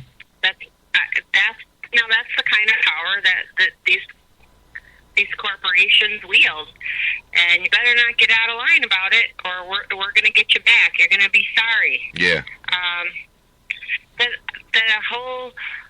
I was inspired to write this book. I am a writer. I'm a novelist, actually. So I've written 4 novels, and I did some editing work for a doctor, and he was talking about Big Pharma in his paper, and I didn't really know who Big Pharma even was. I had to Google it, and one link led to another link, and on it went. And I thought, oh my gosh, I got to write about this. I just got to write. This is amazing. I was literally in shock. Yeah. I had no idea what was going on, and Big Pharma, of course, crossed paths a lot with that Big Agra, food and drugs, and Yep. and it was a real eye opener. I mean, I've always suspected that our president and our Congress are really not running things; they're just puppets for somebody else. After researching this book, that pretty much confirms it. So, How long did it take you to get all your research before you actually could write the book? it took me a year to write the book, and Wow. I put the research in the book. I either hyperlinked my sources, or at the very end, I listed them in each chapter. So it's kind of informal. It's certainly not the MLS style that you'd have to use in college, but the sources are definitely there, and anybody who reads it can tell that I didn't just go on conspiracy sites for this information. I mean, the information comes from all over. It's New York Times. So it's not just an opinion; it's an educated opinion. Oh yeah, definitely. And based on what I came up, I mean, you can take this with a grain of salt if you want it. Obviously up to you. But I believe in New World Order, and this is just one of the layers of New World Order happening as we speak. So. Now, when you say you believe in New World Order, I've got to ask you: you believe that it exists, or you believe that it works? I believe in New World Order conspiracy. I don't think we're going to be a nation that much longer. I think this world will be. We haven't been a rule. nation in 30 years. The United States of America is a corporation. I don't know. There's a lot of people that don't know that. We are no longer a country. We haven't been a country in years. If you look at the American flag, the true American flag does not have yellow fringes on it. Those flags that you see in our corporate building or our federal buildings, those are corporate flags. I'm a sovereign citizen, so I believe in pure sovereignty. I believe that we should govern ourselves. I wish we would run our foreign affairs like we do our businesses. Hey, you want us to go here? You want us to go there? You want to send our troops here? You want to send our troops there? Then pay us. Yeah. Yep. Absolutely. Absolutely. What do you mean pay us? Other countries, you want our troops? Pay us. No, I don't think we should do that because some people need it. Yeah, but, I mean, we're getting drug into... I know what she's saying. Yes, that's what she's saying. Then, yeah, pay us, but sometimes people just need help. Like the situation that's going on right now in Gaza and all of that kind of stuff. They want our help. They need our help. I don't know. I don't even really want to get into that because I don't think we should be involved, but especially if it doesn't threaten our borders, Well, we don't got nothing but military right now. Yeah, I know. So why not use it? So that leads me to my next question, and how long has the book been out? It's been out for about a month. Oh, okay. So this is a fairly new book then. Yes. Wow. How's it doing so far? It's doing well. Thanks for asking. Good. Excellent. Where can the listeners get the book? You can get a paperback or an e-copy on Amazon. Nice. That's pretty cool. I like that you wrote a book. Because how you put the links in it? By the time that we get to reading your book, a lot of those links get deleted. We look at news all the time, and I want to report it. It happened today. I want to report it. I want to show everybody, and the whole site is gone. Yep. That's a shame, isn't it? Yeah. And so the fact that you're writing a book and somebody can put it in their hand, in their library, And it'll always be there. and it's not going to disappear until Yeah. they start burning books. And let's just hope that never happens, like the Nazis It's just- started doing. They're burning websites. Yeah. Vice News, I don't know if you're familiar with Vice News, but they're on the federal hit list. FCC wants it shut down.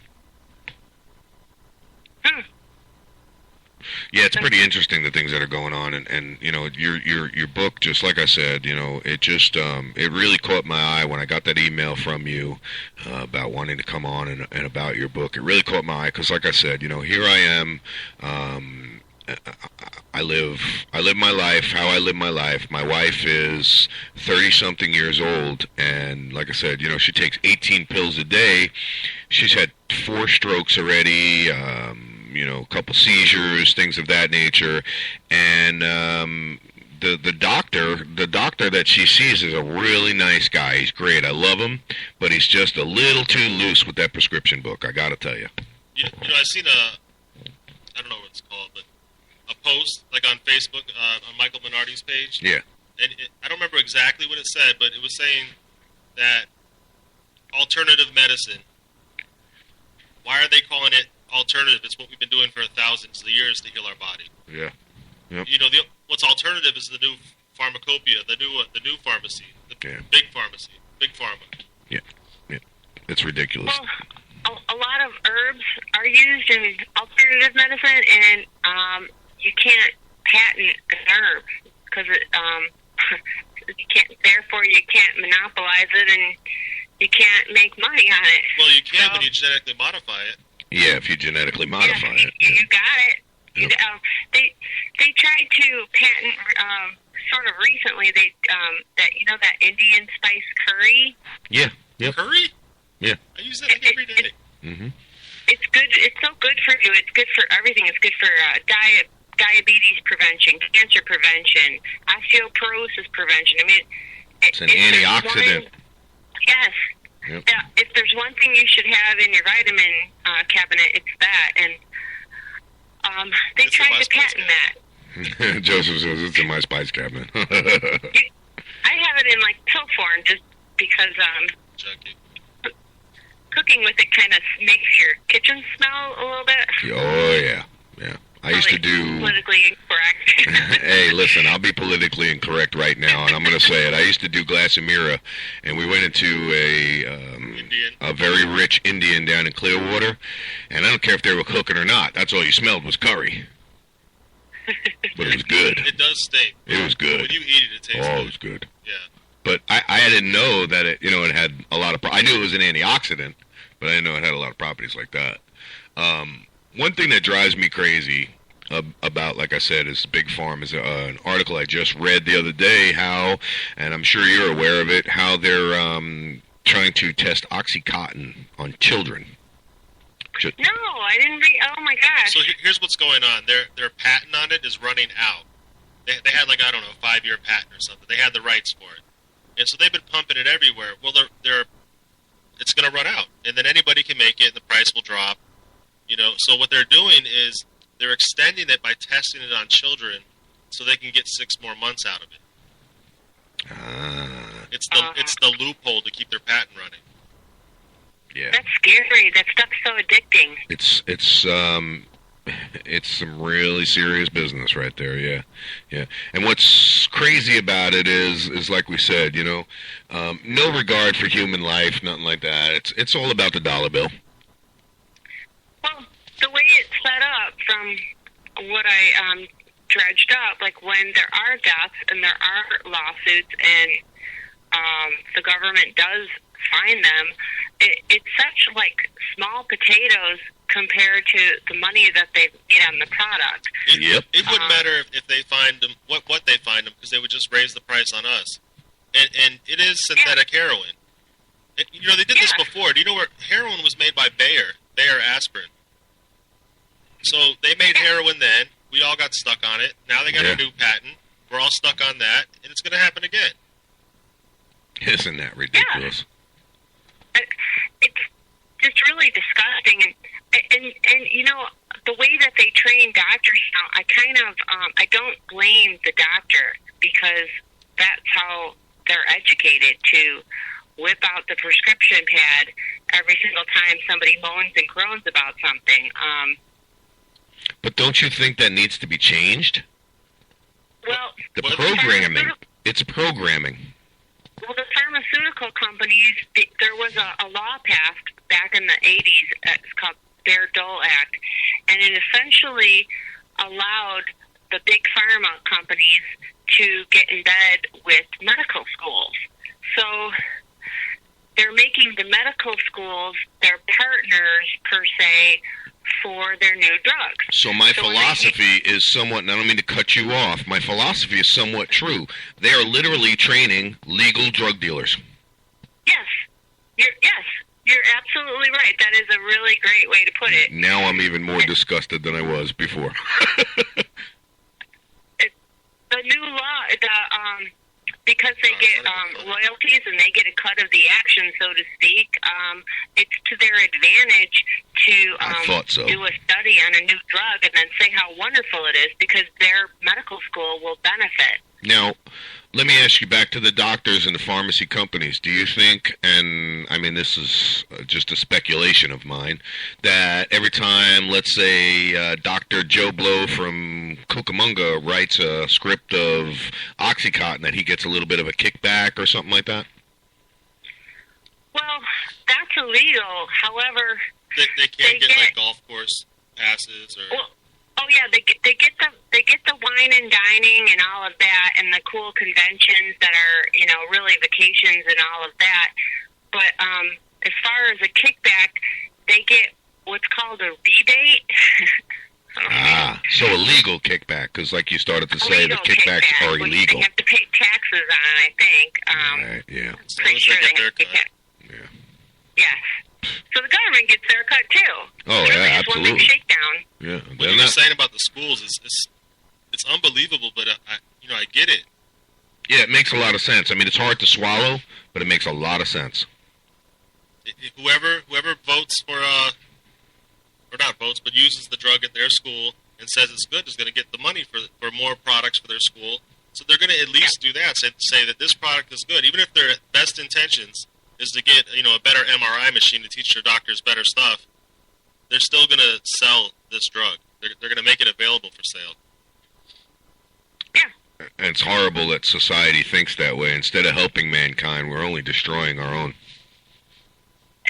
And then think of it this way, like we were talking earlier about your primary physician subscribing you Zoloft or whatever. Well, it's a lot cheaper to write a prescription than to send somebody to a trained psychologist. Yeah. Right? Yeah, absolutely. And I think that's just valproic acid. And that comes from the valerian root. You can just make a tea from that, and you can go right to sleep, nice and calming. Of what? It's either Prozac or Zoloft. One of those. It's called valproic acid. I didn't know that. And that's what looks all mysterious. We don't know what it is, but it's just a tea. It's just a valerian root tea. No kidding. How the hell did you get so damn smart, Joseph?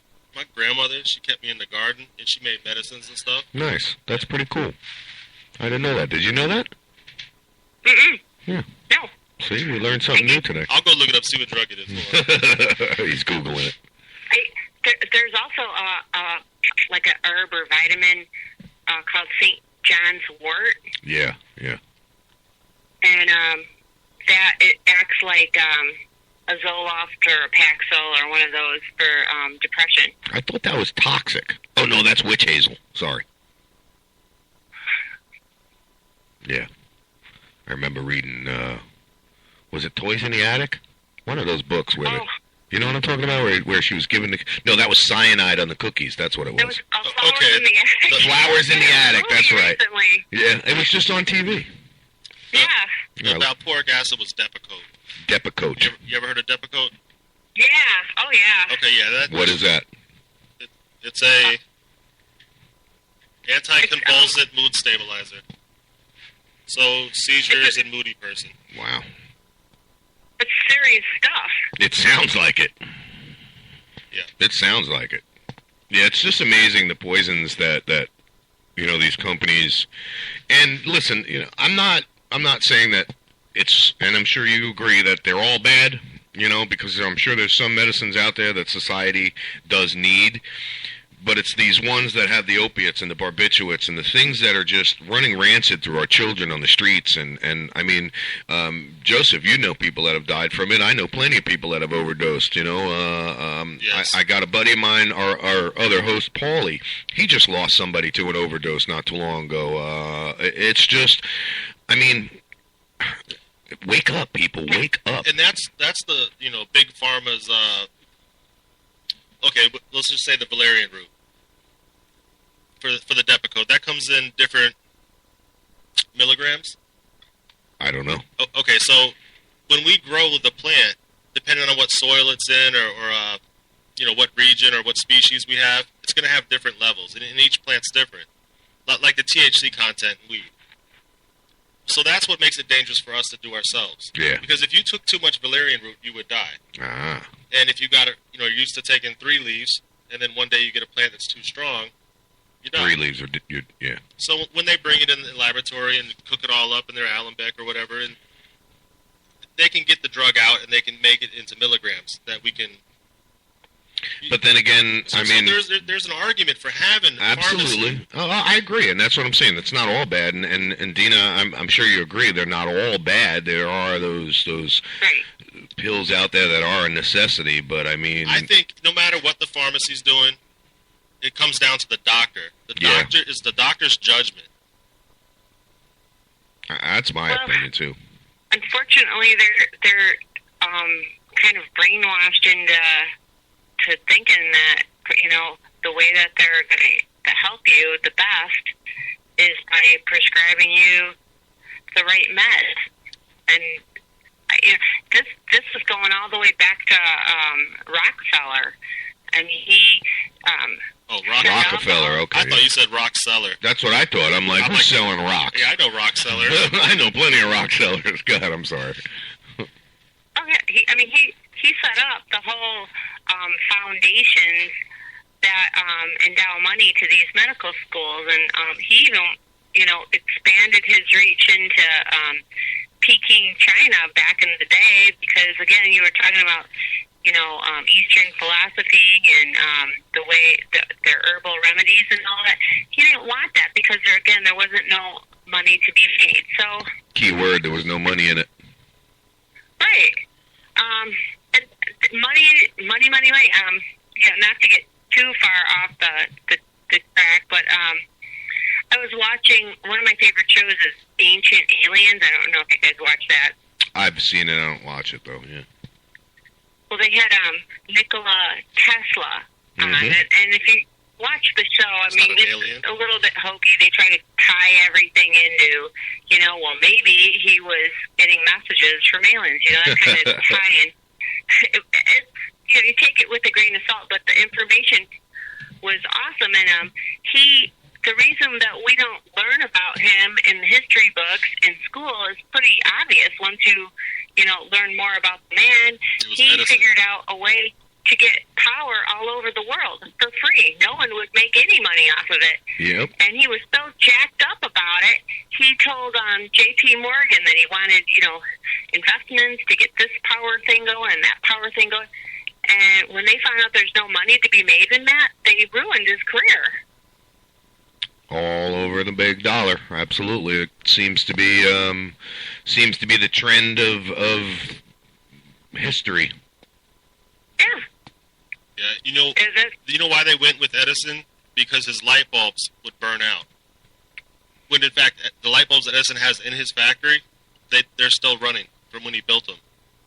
They haven't burned out. With all the power surges and all the hurricanes that hit Florida. So the incandescent bulb was the one they went with, so they can make money on it. Sure. Right. And that's why they didn't go with Tesla's invention, because there was no future in it. Sure. And I didn't know this. I didn't know anything about Tesla. I heard of the car, but that was about it. Oh, that's a bad car. Yeah. Tesla Roadster. Yeah. Well, that's just like the guy Tucker Automobiles. He built a vehicle to compete with Chevy and Ford and all of that. It was far more superior, better gas mileage, and you don't ever see a Tucker, do you? I didn't even know what one was. Uh-huh. Ford, I have a friend of mine whose father was an engineer, and he worked for Ford Motor Company. Ford has, and I know we're getting a little off topic, but I'll make this quick. Ford has engines sitting on the shelf in their factory or in their corporate location up in Detroit and all of that. They have engines, and they've had them for 30, 40 years that get 50, 60, 70 miles to a gallon, 100 miles to a gallon, but they'll never, ever, ever make it into a car because there's no money to make in replaceable parts. The fuel companies start losing money, and those patents were bought up. Yeah, those patents were bought up, and that's why I think that the government and the Food and Drug Administration got so involved with Big Farm and Big Ag, because they knew, oh my goodness, look at this revenue source, and that's all it is. They don't give a shit about us. It's the money that comes in. People will pay or do anything to save their family from starvation or from illness. Absolutely. So right there, they're kind of gouging. Yep. Biggest hypocrites we have really is the government. bad. Yeah. So. Yeah, go ahead. I'm sorry. That was another thing I put in my book. That was another interesting topic. I could probably write 3 books on this subject alone. I only put in a chapter, but they have this thing called the Charge Master. Yeah. What's that? It's some kind of crazy system that they use to charge people. So let's say I have really good insurance, okay, and I go in for an MRI. Well, because I have really good insurance, the MRI is going to cost, whatever, $2,000. Say you don't have any insurance. Well, then your MRI might cost $100. Say you have medium, and on it goes. But even if it was like that fair, like it was done according to how great of insurance that you have, that would at least be fair. But a lot of times they don't even have it down like that. You could have somebody who's doesn't have any insurance and they're dirt poor, and they go in for an MRI, and depending on the hospital, they could be charged top dollar for the MRI. I just went to Wikipedia and checked out Charge Master. I'm appalled. I'm completely appalled because I've got damn good insurance. Well, my wife's got damn good insurance.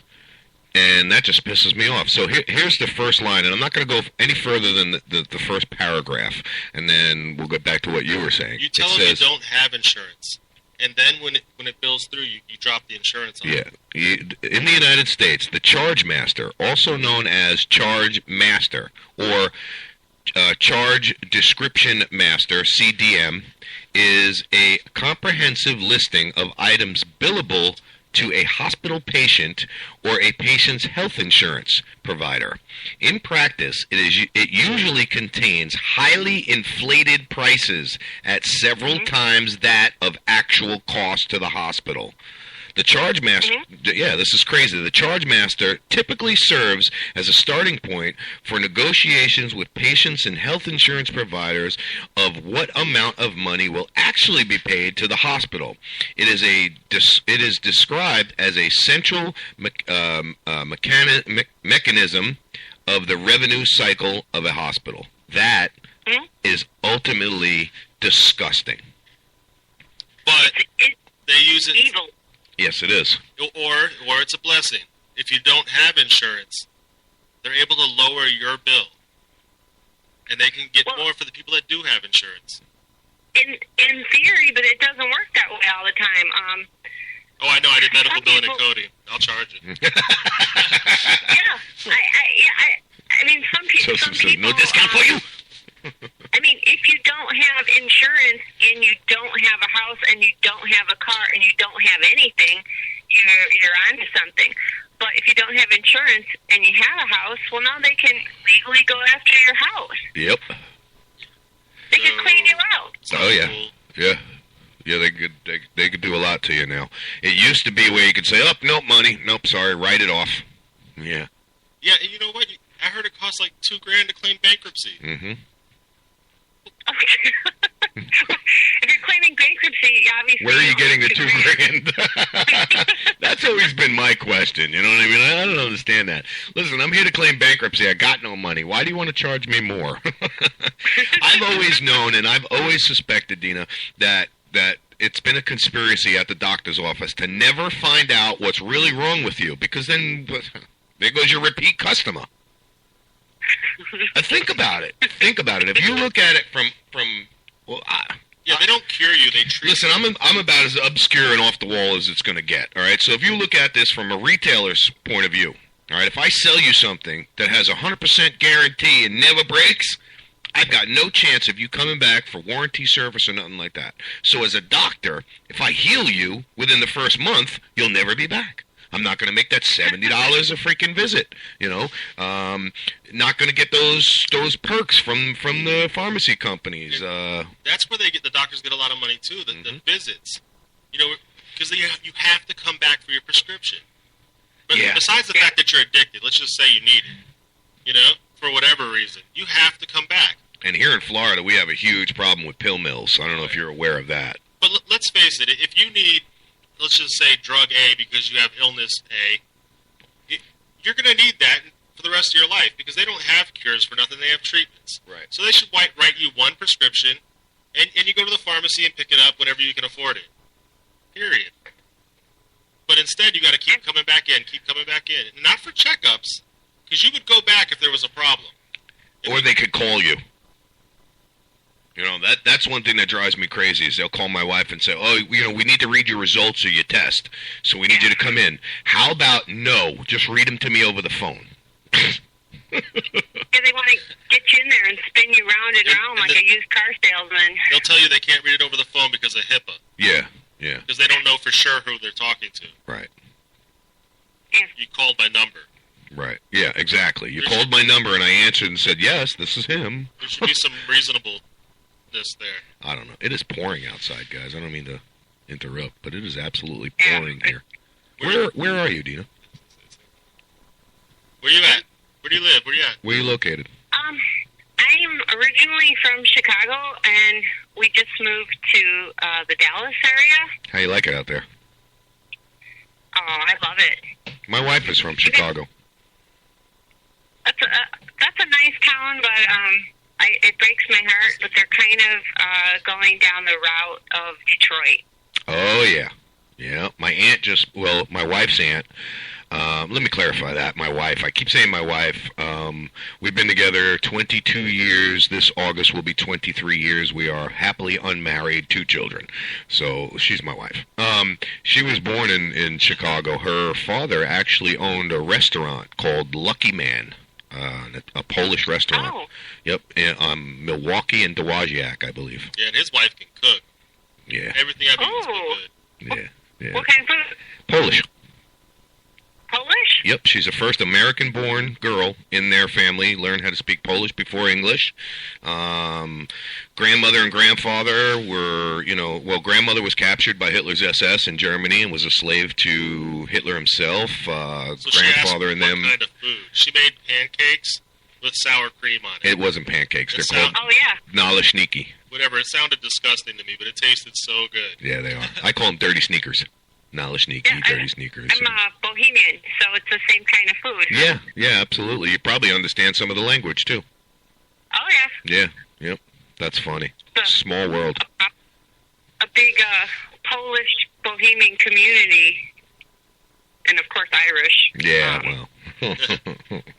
When we were in Long Island, I took her out to Riverhead, which is just a Polish town, and we went out there for some festival. It was really cool, man. Some good food. Me, no, I'm not Polish. I'm Irish and German. That's why her parents hate me so much. Listen, go ahead.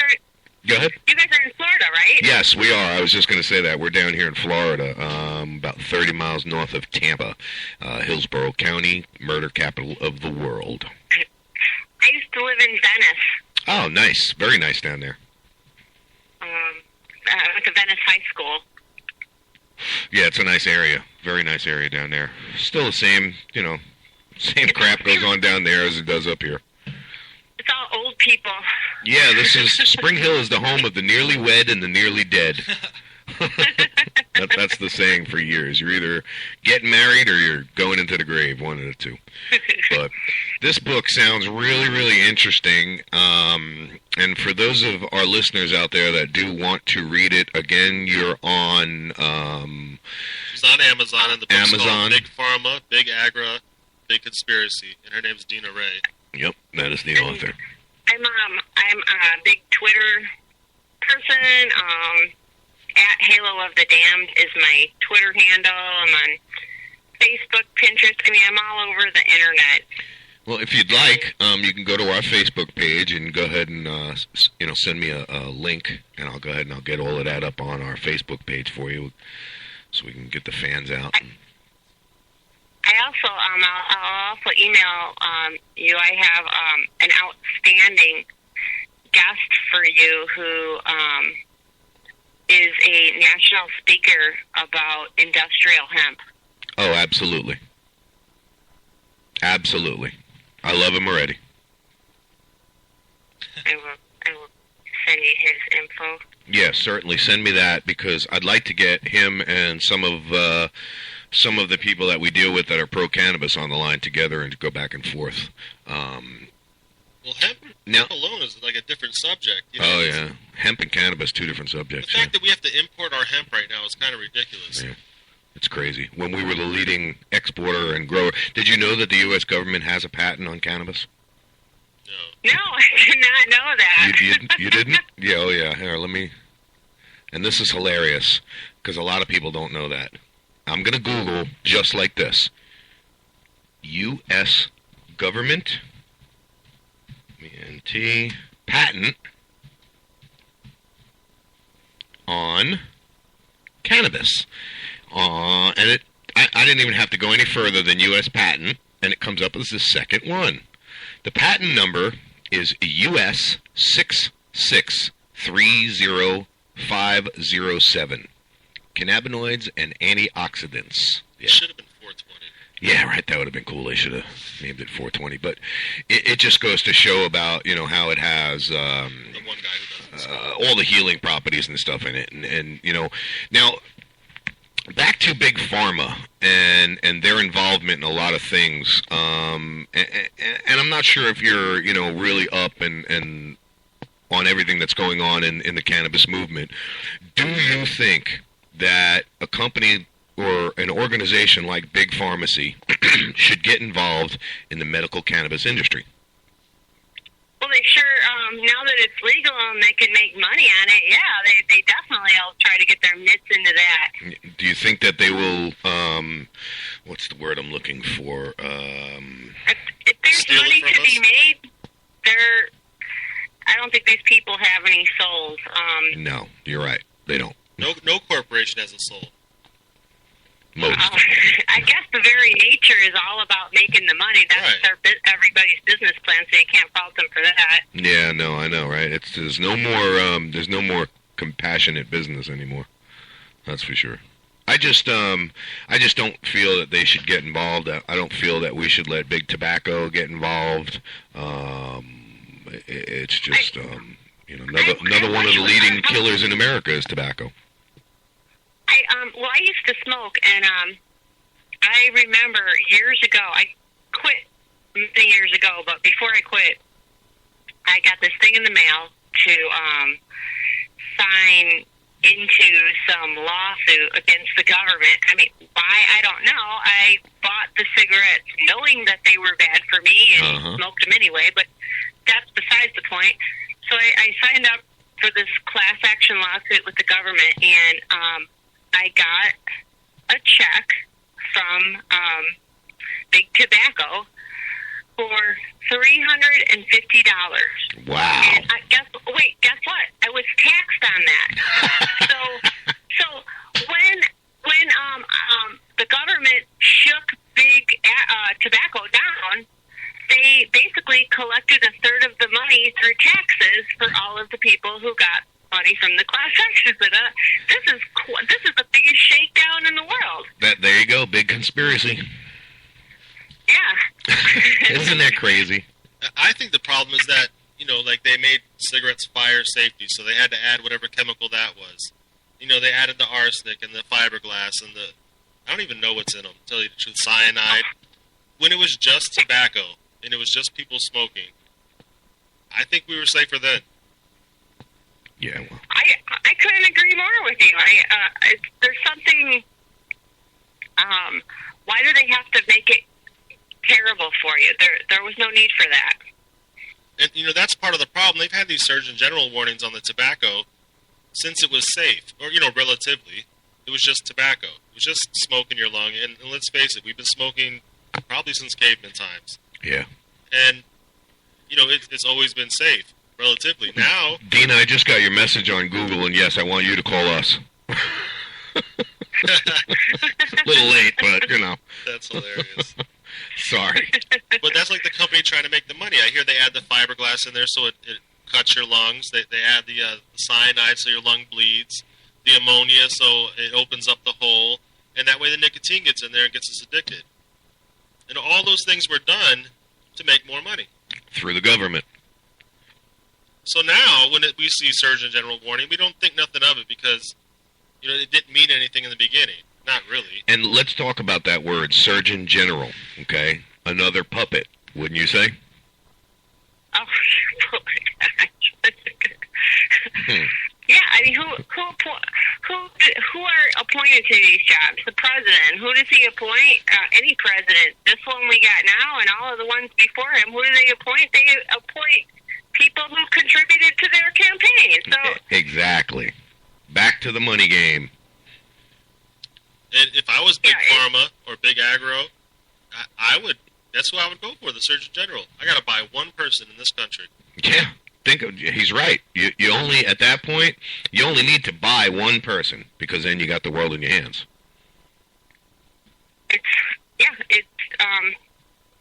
It's crazy. I mean, most recently it comes to my back to Monsanto. Monsanto, for all of their GMO shenanigans and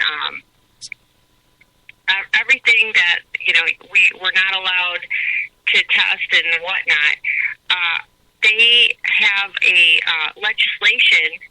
Last year, they call it the Monsanto Act, Monsanto Act of 2013.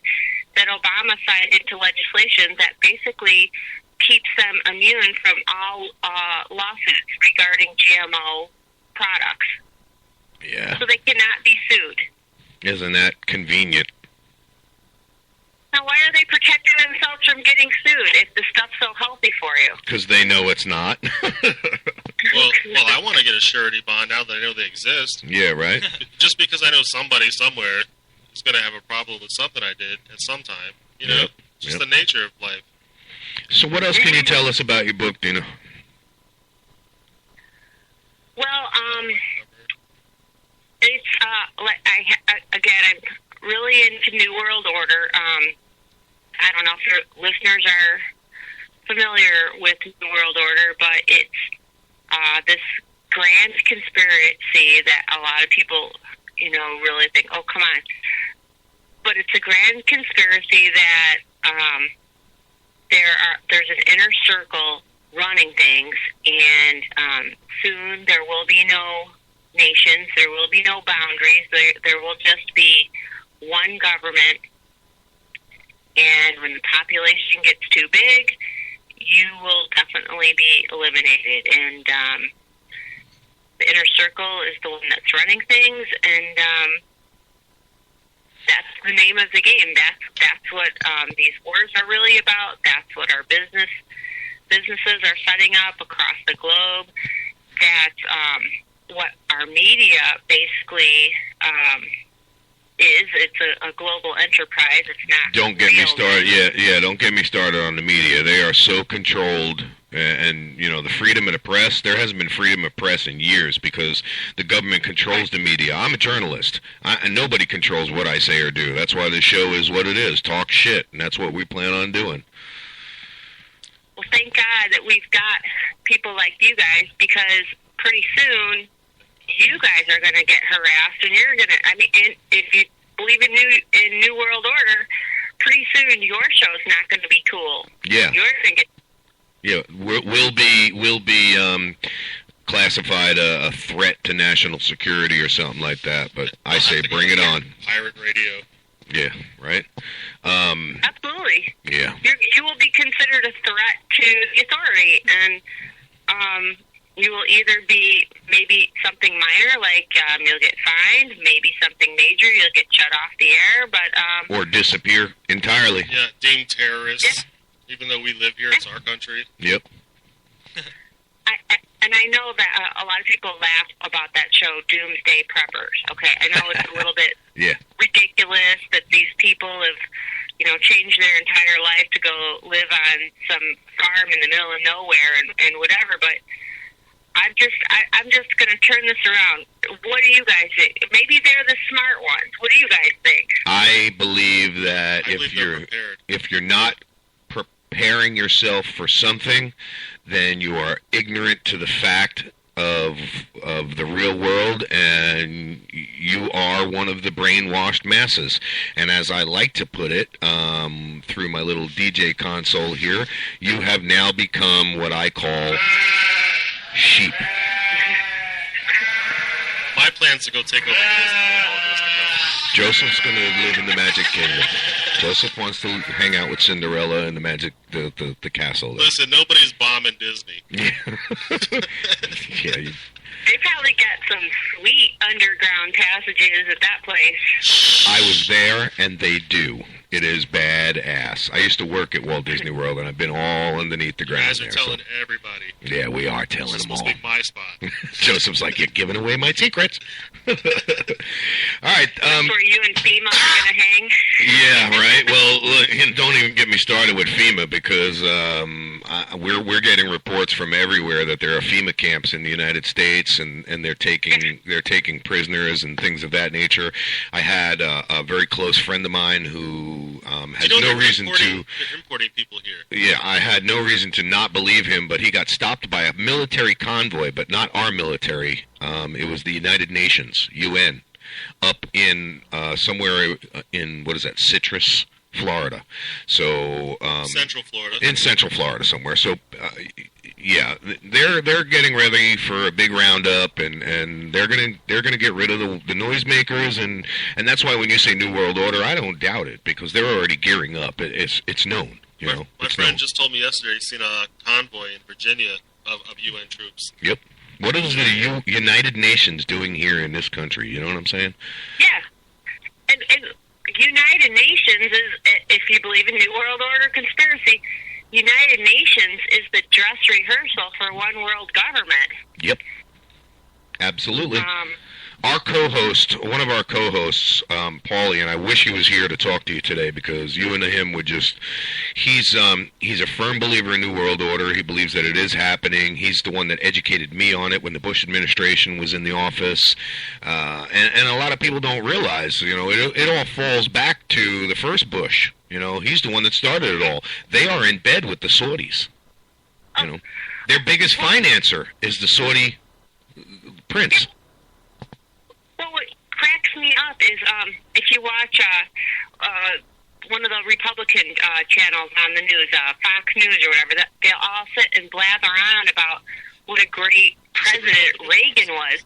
And it's like, wait a minute, didn't Reagan have Alzheimer's for half of his presidency? Wasn't Bush the first really running things? Yep. So I don't really get why Reagan gets this like reverence like Abraham Lincoln or something. It's like, wait a minute. I was a kid back in when Reaganomics and all of that shit was going on, but I got to tell you, this country it was great back then. Things were going good. People were happier. Reaganomics sucked, but look what the man did for this country. Look at the sacrifices he made. You know what I'm saying? I mean, I don't know. It aggravates me because, like I said, I loved President Bush, the first Bush. I loved him. I thought he was a great man, and he did a lot for our country. And then I really my eyes started getting opened by people like you that are educated on the subject, that do the research and write the books to try and teach the people. And really, anybody could write a book, but when you write a book like you did about facts and things that are really going on in the country, people need to take this in Form your own opinion, and I've said this about medical cannabis. Don't listen to what everybody else is saying. Form your own opinion. Do the research. Read. It's out there. You just have to look for it. It's not bullshit. Not everything you read on the internet is bullshit. Yeah, smoke a joint. Right. Focus. It's the last, the truly last place we have to be free when it comes to free speech. I think the internet. I mean, the But it's internet's not, our because last they're stop. pulling our pages. Yeah, he's right. It's not, because the FCC's is all over it. I thank God, and I'm not very religious, but I thank God that, I have the opportunity to speak to the people like I do. I mean, we speak to just 20,000 people in the Tampa Bay area, and that's not including the 5 other cities we're on. That's not including iHeart, iTunes, and Spreaker account and things of that nature, But like you said, it's up to people like you, like us here in the studio, to try and get a message across, to try and help people form their own opinion. With that said, Dina, I really like to thank you for calling in, and we're just gonna move on. I don't know what else to say. I'd like to see you keep doing what you're doing. Absolutely. I'm looking forward to another book coming out. You any idea when you're gonna be doing something like that? I know your book's only a month old, but you gotta have the future planned, right? Absolutely. You guys have a great show. Thank you. Keep doing what you're doing. It's an awesome show, and Thank you very much. I like to. Go ahead. I just really enjoy listening to your show and shows like your show. I just feel like I get the real story over talking points that are handed to me by a CEO of a company. Yeah, and that's one thing that aggravates me about the mainstream media is, and Bright House Networks, Clear Channel, they're one of the biggest ones out there. And we're only going to get better with people like you, because you informed us of some things today. So Absolutely. You opened our eyes, you opened our listeners' eyes, and then when the next person calls, we're going to learn more, we're going to tell more, we're going to talk more shit. Absolutely. And again, like I said, everybody appreciates, everybody appreciates a good conspiracy, all right? But when it's more than just a conspiracy, and this is real life and things that are going on every day around you, like your book, I mean, we could talk all the shit we want, but when it comes down to your book and reality, this is real shit, folks. This is things that go on every day, and the sooner that people open their eyes and realize it, that what Dina said, see, I did it again, I called you Diana, what Dina has said in her book and the things that she's gone over, it's real. It's really happening. It's happening every day, and the sooner we wake up and do something about it, the better off we'll be. People, listen, the power's in the masses. Power's in the people. Bottom line. Dina Ray, before we get off, can you tell me what you think about golden rice? Have you heard of that? Golden rice? Yes. Oh, that's one of the. Are you talking about rice from India? It's one of the GMOs, and what they were doing was trying to make a rice to feed, all these countries that have no food, I guess, that has vitamins in it. So they're trying to make one little rice plant that they can go plant over there, and everybody can eat just that and live. That'll backfire. Oh, well, I don't know about the rice, but Monsanto screwed the Indian farmers over so bad with the cotton, the GMO cotton, that, a long story short, 250,000 Indian farmers have killed themselves over their dealings with Monsanto. Wow. And they're killing themselves to get out of debt with Monsanto so their family can have a chance. Wow. What happened, though? The cotton didn't grow? They mutated it, or they genetically altered it. They struck a deal with the devil with the cotton because they were having droughts with their own cotton seeds, and unfortunately 90% of their cotton is now supplied. The seeds are supplied from Monsanto, and there are no guarantees. If they have another drought and the seeds don't work, Monsanto certainly doesn't give them a refund, and then they cannot, like most farmers like to replant their seeds. Monsanto rigged their seeds where they only bloom or they only grow one time a year. So you have to keep coming back. So you get one plant per seed. It never reseeds. Right. Wow. So- I just Googled Monsanto, and the things that come up are disturbing. Oh, you never heard that name? No. Yeah, when she said Monsanto, I wanted to shut her off the air because they're more dangerous. We can talk all we want about Obama, our government. You talk about Monsanto, we're off. Yeah, huh? Yeah. Well, please Google In my opinion, Monsanto all and of the this is Indian bad. cotton farmers. And I don't know about the rice, but people are killing themselves to get out of debt with Monsanto in India, and they're so rich, they're not even going to give them a break. So That's crazy. I just went to their website. You're going to be reading for months now. Yeah, It's going to be a lifelong thing. really. Yeah, this is going to suck me in, isn't it? We're going to go off on this Monsanto thing. Joseph says, "Oh no, the men in black are coming to the front door." Well, all I got to say is they're dangerous people. I got a surprise for If them. there's any prepping companies that want to donate me a bunker before we start this Monsanto thing, please contact me. We're going to need it. Dina, I'm going to ask you to give us a little plug. What radio station are you listening to right now? Talk shit radio. Woo! Thank you very, very much. I appreciate that. You're going to hear that all the time now. I'm going to cut that out of the interview and play it. Dina, it has been my pleasure talking to you. I really appreciate the info that you've given us, and don't be a stranger. You have my number. Anytime you want to call in, we're live 7 in the morning until 10 a.m. Eastern Standard Time. You are more than welcome to come on, talk about your book, anything that pisses you off, somebody pulls it out in front of you, you want to talk shit about them, let's do it. Awesome. Thank you, guys. I had a great time. Thank Great you. show. Thank you very much, and it was very informative. I learned a lot of things that I really did not have any clue about. So, yeah, like I said, please call in again and educate us on some more things. Thank you. Well, thank you so much. All right, Dina, you have a great day. You too. All right, bye-bye. So that was Dina Ray with Big Pharma, Big Agri, Big Conspiracy. You can get that on Amazon.com. Yes, very, very interesting. That was a pretty good interview. I tell you what, I learned a lot of things that I thought I knew about, but had really no idea. And this whole Monsanto thing, or Monsanto, or what is it called? Monsanto.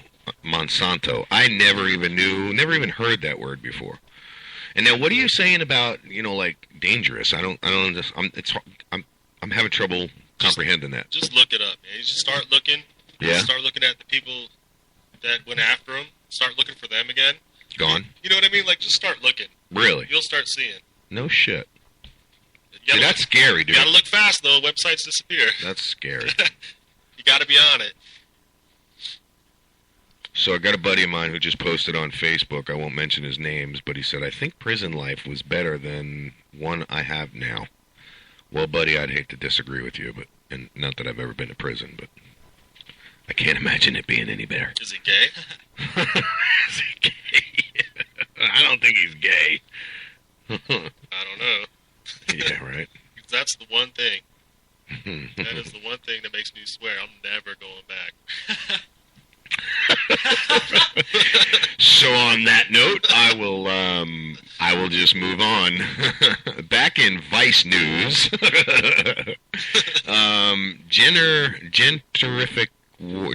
gentrification wars. So gentrification wars. Istanbul's gentrification war. Okay, Istanbul's having a gender war, I guess. Not gender, is it? That's what it They says. don't mean genocide? Gentrification. What the hell's a gender? Gentrification. Yeah, I'm looking it up. Gentrification. I never said we were the smartest freaking bunch of bananas on the tree there. That's the beauty of Google. But That's the beauty of callers. we get educated. And there again, I'd like to thank our callers for calling in and discussing the topics that we discuss. I'd like to thank Dina this morning for calling in and really educating me on a lot of things that I really had no idea about. All right, so... Okay, so Go ahead. what was the gentrification thing? I got to get back to that. Well, here's what it basically means. It means that people invest in an area Mm-hmm. and make it grow. Okay. That they better businesses, better parks, they mow the grass. Basically, what it means is the poor people are migrating because we're taking over. I see. Okay. All right. So they're having a war in Istanbul That's for gentrification. Gentrification. Very interesting. Which makes sense. You're trying to kick me out. Yeah. I'd go to war for that. Yeah. Oh yeah. Hell yeah. I'd fight. Yeah, I don't care if you got a fancy orb in your lawn. Mm-hmm. I'm not moving. Again, I am a sovereign citizen, and I believe that my property is this is my country, and if you're going to enter into my country illegally, there's going to be ramifications. So we have Russian roulette, and It's always fun. yeah, which apparently Sometimes. Yeah. Vice News correspondent Simon Ortovsky speaks with both the leader of the Kyiv 2nd Battalion and the Madian, looks like Madden, activists after clashes in Kyiv. So it looks like the Russians are just like losing their freaking mind, and we're going to end up in war. World War III is coming, people. We are days away, if not, well, we are weeks away, if not days away. That's pretty much what that boils down to. Hayden, What's going on? what do you got over there? I got Florence Emily hosts the first anti-corruption class for public officials. That's something we need here. Say again? I said Florence, Italy hosts the first anti-corruption class for public officials. I said that's something we Yeah, need we here. should send the sheriff of Hernando County, Al Ninas, over there to learn. A lot of people here. We should send It's all of his ridiculous. staff, It's like a sexual harassment most of our class. government. Have you ever been in one?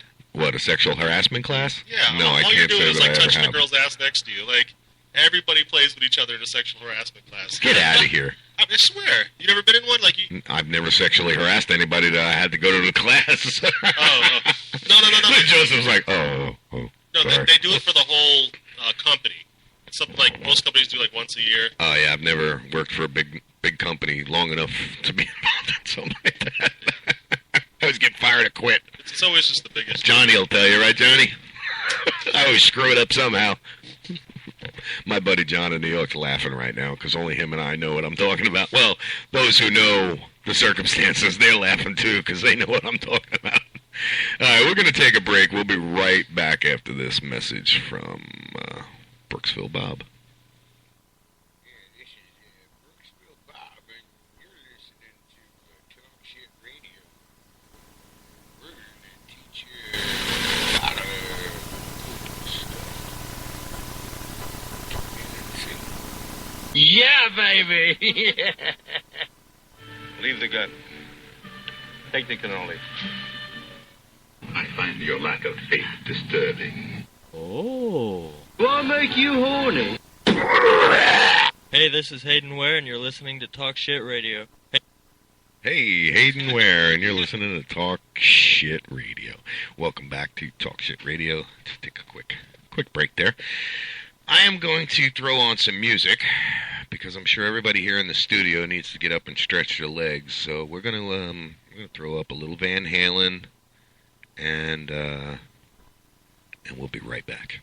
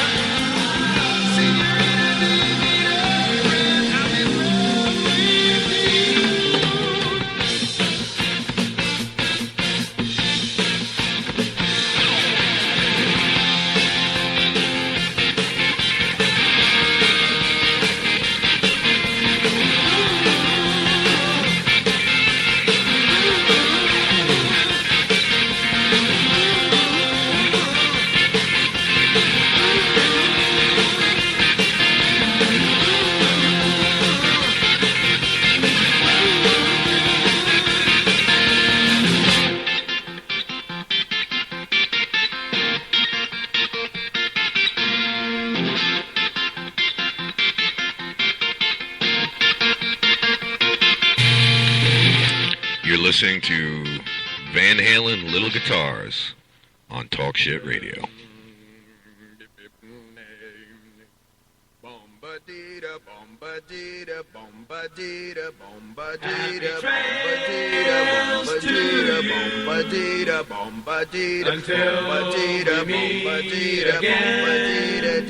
Happy trails to you.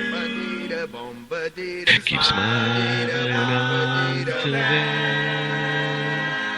Who cares about the clouds when we're together?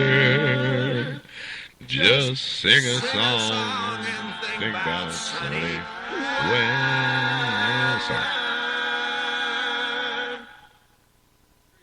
I know, you've really hit the song. Who sung this? Van Halen? Leave it that way. Hayden says, not me. Shut up. Alrighty, we are back with Talk Shit Radio. We got about 37 more minutes left of the show. First thing I'm going to get into right off the bat, I have 2 clips to play from a really, really good interview that Joseph and I conducted on Friday. It was with what we're calling Molly. Her name is... Not the drug. Yeah, not the drug. We're calling her Molly. She doesn't want anyone to know her identity and who she really is. She is a porn star who, well, she's a local girl who got into porn, and things just didn't end up going the way you would expect. So here's a quick little 29-second clip of that, and then we'll come back for a few minutes, and then I got about another minute clip, and we'll be playing these clips all week of Molly, the ex-porn star, and then Friday we have the hour-long interview that we're going to go ahead and play the full interview. So without further ado, here's the first clip of Molly. It is the stereotypical way of getting into the owl industry. How were you? Go ahead, Joseph. You got a question? When you said stereotypical thing, like, I'm thinking, oh, Uncle Bobby molested me, or whoever. You know what I mean? Like, that's what I think stereotypical when I think adult industry. There was a history of that. Not any Uncle Bobby right. or anything. But you do have a history of, I don't know Bobby either. Molestation in your family. It is the stereo. So that's the one clip there. Like I said, it was only 30 seconds long, so it doesn't give you much insight, but it gives you an idea of where we're going in with this whole conversation. So here's the second clip for today, and then, like I said, we'll play more clips. I'll replay these again tomorrow and throughout the whole week. So it's supposed to be fun, you know, and it turned into like a documentary. Yeah, listen, when we first started the interview, we were all excited. We were going to have her showing us some boobies and showing us some ass, and, you know, we thought this was going to be a real cool story about sex, drugs, and rock and roll. My finger wet. It didn't exactly turn out that way. So here's about a minute clip of the interview, and then, like I said, we're going to be playing clips all week. Friday, we'll play the whole thing. So, all right, so make me understand now where we're at here. We're about 19, 20 probably by this time. Still? Nope. Still 18. Oh, so you were I moved quick. You were what the people in the industry call fresh meat. Yeah. Yes. Yeah, like a freshman in high school. Yes, absolutely. So down in Miami, somebody in one of the clubs, I would imagine, approached you? Yeah, it was the Wicked Girls, Wicked Production. Yeah, this is Brooksville Bob, and you're listening to Talk Shit Radio. We're going to teach you a lot of cool stuff. So there you have it. Brooksville Bob interrupted our interview there. But, yeah, I was going to play the whole thing, but you guys have heard that commercial before. So did you guys see the full moon last night? It was the super moon, you mean? Yeah. Yeah, no, I was too lazy to go out and look at it. So I went. Now look, it was not bigger.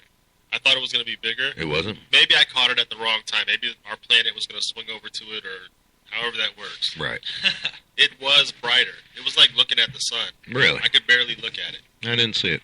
It was bright. I was going to go out and take some pictures, but it was bright. I was too lazy. All right, so Hayden, I know you had something you wanted to bring up about Facebook. Let's move on to that because I got a few other things I want to go over. For anyone out there that has the Facebook app installed on their phone, they're about to start making you download the Messenger app, or you won't be able to communicate through messages on it. They're not about to. They have already. I don't have it yet. Some people don't, Mm-hmm. but eventually everyone will. You have to have it if you want to send messages. Right now, you have to have it if you want to send messages on your phone. Yeah, it's a separate app from the actual Facebook app. Now tell them about the app. All right. We got the Messenger app that could be violating your privacy. If you download and install the new Messenger app to an Android device, you're giving Facebook permission to call or text people from your phone, delete personal data, access your camera or microphone. Who knows what could happen to that information in the wrong hands? Because they can make phone calls off your phone. You won't even know about it. They can take numbers. They can send text from your phone. So in other words, your drug dealer is going to get a phone call from Facebook. Right. And anyone... They could get a call. They can watch. They can sit there and watch you because it has access. They can watch through your video camera. They can listen through your speakers. Listen to what they could hear me right now. Listen to what I'm saying. Sounds like. And you agree to these things. Sounds like Mark Zuckerberg's in bed with the NSA. Yeah, oh, of course they have been for a long time. I don't know what letters he's in bed with, but somebody. Yeah. If you. One of those acronyms. Call him Sesame Street. When you're on Facebook, collectively known as. When you log into your Facebook from a new place, it'll show you pictures of your friends, and it knows what picture belongs to who, and you got to click that picture, and you're just feeding information off to the NSA because they've been in bed with each other for a long time. Wow, that's pretty wicked. That's Talk about a major intrusion right there. That's to how be they fair, know who's who. Police can do it now, so yeah. Yeah, well, it's no big deal. Anyone can do it. You can do it. Show me I how. can. I want to know. I want to do it. You want to? I want to hear somebody's speaker in their pocket. You'd be surprised what you can do with a microwave, not one that you cook your ramen noodles in. I'm talking a microwave transmitter and a microwave receiver. Yeah. You can get down to anything, really. I can call your phone and it'll come up as any number I want it to. Yeah.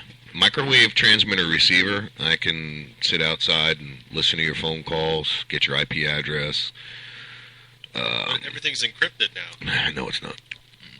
Okay, the older phones like 98. I was reading about this wiretapping to one of the phone interface, and I'm trying to figure out how to get it done. And there was a time where you could sit outside with some radio equipment and pick up people's phone conversations. Yeah, microwave. That time is gone because now things they moved to satellites. It's now things are data and they're encrypted, just like our radio waves. We can't go pirate because we need data encryption. Did you know that I could take a regular Dish Network satellite and get all your IP information and all of that with the right modifications to it? No difference between the satellites that the big companies and everything use to transmit and receive. Yeah. No difference. You heard about these Russian hackers that got all the data and everything, right? I wasn't listening. Well, they got it through... I vaguely remember, dude. I don't know. What was it? They got the information through the satellites off of people's phones. Yeah. Just by... If you got into this Messenger app, you'd have permissions to everything that they do. Yeah. You know what I don't get? Facebook has all of our information on it, right down to our friends, our enemies, everything. How can they violate the privacy? How can they change their... You have no privacy, bro. Okay. Freedom of Information Act did away with all of your privacy. Huh? The Freedom of Information Act? So what do I need now? That was the end of your door? privacy. The actual physical door? Have you ran a background check lately? What, on myself? On anyone? No. If you check did for that, warrants, if you do that, you'll see more on somebody than you could ever see before. Absolutely. There's more public information on people now. That's why when somebody Googles my name, I laugh. I'm like, yeah, you're going to find all sorts of stuff. Go ahead. All my listeners, go out there. Google my name. Louis Andrew Kennedy. Louis Andrew Kennedy. Google it. See what comes up. You'll see my most recent arrest. You'll see my mug shots. You'll see everything. Everything about me. And then if you pay $20, they'll get your social security number. Do a background check on me. And if it's a thorough enough background check and you pay enough money, you can see what I ate for lunch yesterday. Pretty much. Pretty much. Every time you swipe your debit card, you leave a trail, like a slug. How do you think what bothers me? When I go to Walgreens to buy a pack of smokes, I have to put in my my name, my phone number, and they ask you every time, put it in. You know, you say no so many times, but they get fired if they don't ask. Absolutely. And I know that. Mm-hmm. My daughter works in a convenience store. I won't mention the one she works at, but she don't care if you're 35 years old. She'll card you because that's her ass. And the cameras. But my point is the card's supposed to be there for when there's a deal. So you get to save, you make points, or you save money. But all I do is go there and buy smokes. So now I'm looking at this card with my information on it, and my purchase is smokes. And I'm thinking, you know, this is Walgreens. They got a pharmacy. Yeah. Well, your driver's license is one of your biggest... When I need, like, medication later or insurance, they've got to be reporting to the insurance company. There's got to be some kind of kickback, or there's a reason for your it. driver's license is your biggest source of information to everybody out there. Facebook is how they can spot you on a traffic camera. Yeah. Through Because facial that facial recognition recognition software, yeah. You could be on the other side of the world, and that facial recognition software will pick you up and say, oh, that's his page right here. This is where he lives. This is who he dates. This is what he eats. This is what he drives. And no one's behind the computer. Have you seen the counter surveillance clothing? Yeah. Or the makeup for the facial recognition? Yeah. For the facial recognition, they draw a white triangle upside down with a black triangle inside of it under one eye, and then the opposite on the other eye. And then the machine or the mechanisms can't pick up your face. Yeah. Dina started talking about New World Order and the way all of the, that things are going to change and the government's going to be different and all of this. All I have to say about that, people, is look into the Illuminati and Illumicorp. Illumicorp is the corporation owned by the Illuminati, and they are in everything. You had that there. You gave me the list of advertisers of the different companies. Illumicorp. I went through the list, and then when I got to A's, it was just nothing but Illumicorps, like everywhere. Oh, yeah. Right there, that book right there. Well, the true Illumicorp it starts with an I, okay? And it's Illuminati. It's the organization Illuminati. They've been around for centuries. They control the government. They control everything. They're getting ready to take over. They're going to do it. I don't think there's going to be a world order. It already is. Oh, maybe. All fluffy thoughts. We do not get along that well to be one thing. No. We can call ourselves Earth. Yeah, because that's happening. But we're all going to fight amongst each other. Always. Yeah, you got oil and you got saffron. Whatever it is, we're going for it. Check this out. I just found an article. All right. It says, man finds FBI tracking device on car, posts photos online, gets visit from the FBI. All right. So I didn't really read into the article until just now, and this might sound a little racially charged, but the guy's name is Yasser Afifi. No wonder they're freaking tracking you, dude. You got a terrorist name. It doesn't. It's not rocket science, man. They're watching your ass for a reason. Apparently, Silicon Valley, he recently discovered an FBI tracking device on his car when he took it in for an oil change. Alarmed and curious about what it might be, he posted photos of the device online, asking members of Reddit whether is it a bomb or possibly an FBI tracking device. In short amount of time, learned it was a GPS tracking device that only sells to government agencies. So, yeah, you know somebody or did something in your past that they want to know about, dude. That's where that comes from. With a name like that, he's got to have a terrorist friend, right? Somebody. And then we got, let's see, here's something from TMZ, which is, for those of you who know it, it's satire news. The Rock, Dwayne Johnson's mom, was in a head-on collision. Well, my heart goes out to you, dude. Joan Rivers defends low IQ. Gaza comments. So after she ranted about the war in Gaza, generated a backlash, the comedian Joan Rivers issued a statement saying she was taken out of context. Yo, whatever that woman says, let her say it, man. Jesus, she's what, 80, 90 years old and still looks like she's 40? Yeah. I think her plastic surgery is horrible. Oh, you want to see bad plastic surgery, you go watch General Hospital, that soap opera. She might look like a 40-year-old doll that's going to kick around a closet. Who drags her boobs around her. Yeah, it's horrible. Yeah, it looks bad. No, you want to see bad. She's made of plastic. You want to see bad plastic surgery, bro? 33 signs the Illuminati is real. Well, we're gonna post that. I mean, that's horrible because she probably went there to look better. So I'm posting It's on. tragic, but Yeah, she let's didn't look face any it. better. Let's face it. I'm posting on our wall an article that Hayden just sent to me, and it is 33 signs that Illuminati is real. I recommend everybody read it because you'll really be interested. Thank you, Elijah Shaw Irving and Mary Pritchard, for liking the page. Appreciate that. All right, where are we at? Because we only have a Like short and amount of time. subscribe. Is that the same thing? I'm not sure. I think it automatically subscribes you when you like the page. I'm not sure. I know I sent somebody a message. Someone what were their names? Whoever just liked us. I went to send a message to say thanks for liking us. It automatically made me their friend, and I'm like, I don't want to be their friend. That's not what I wanted. I just wanted to say, hey. Apparently, in Vice News, and I don't know how much you guys have kept up on 9/11 and all of that, campaign mounts to declassify 9/11 reports, referencing to alleged Saudi involvement. So, back to Bush administration, in bed with the Saudis. Now they're saying that there's possible Saudi involvement in the 9/11 conspiracy. My friend was telling me that whoever owned the World Trade Centers, he just bought it or something and just took out an insurance policy on it. And then, like a week or two later, a couple of planes smack into it and he gets like trillions of dollars. Yeah, big conspiracy when it comes to that, because That alone would make in me the crazy. demolition, when you're in demolition, okay, the term pull it means destroy the building. On a phone call between him and whoever, when all of this shit was going down, he said, pull it.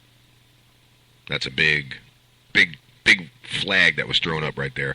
It referencing that they had explosives planted in the buildings and so on. Yeah, I'm sure I could find it. I'm sure if we look hard enough. He could have been talking to his own little personal Lewinsky, Yeah.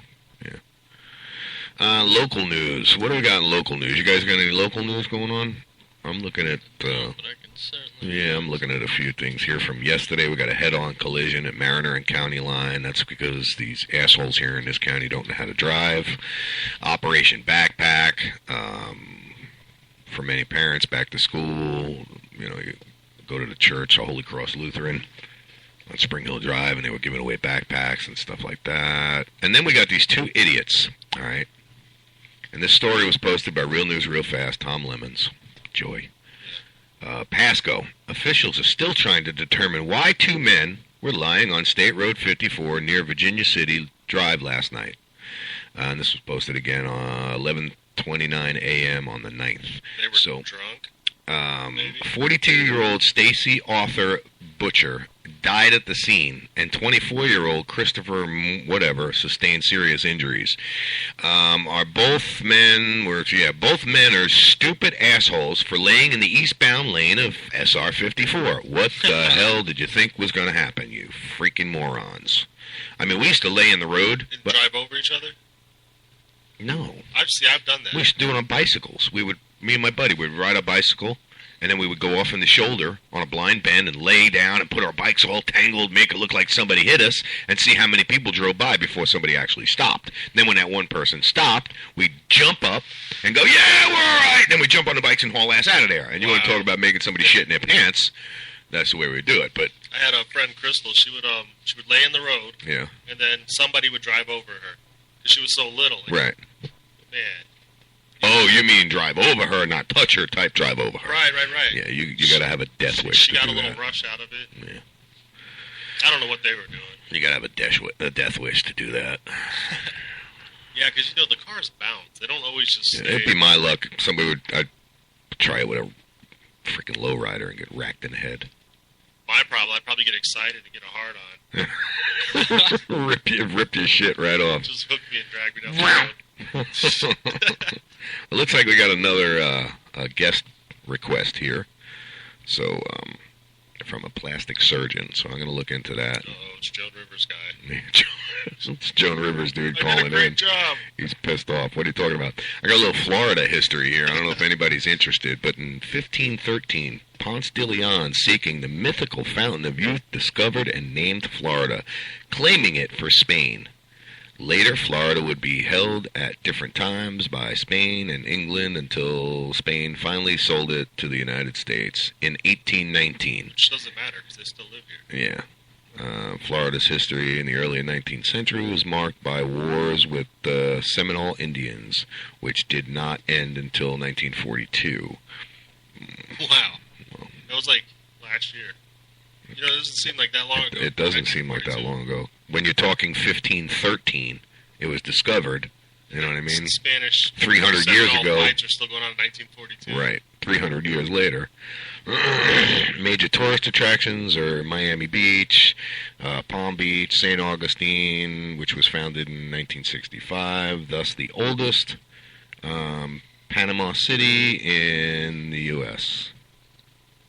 1965, thus the oldest. That didn't make any sense. Sometimes I read this stuff and it's just like, who wrote this?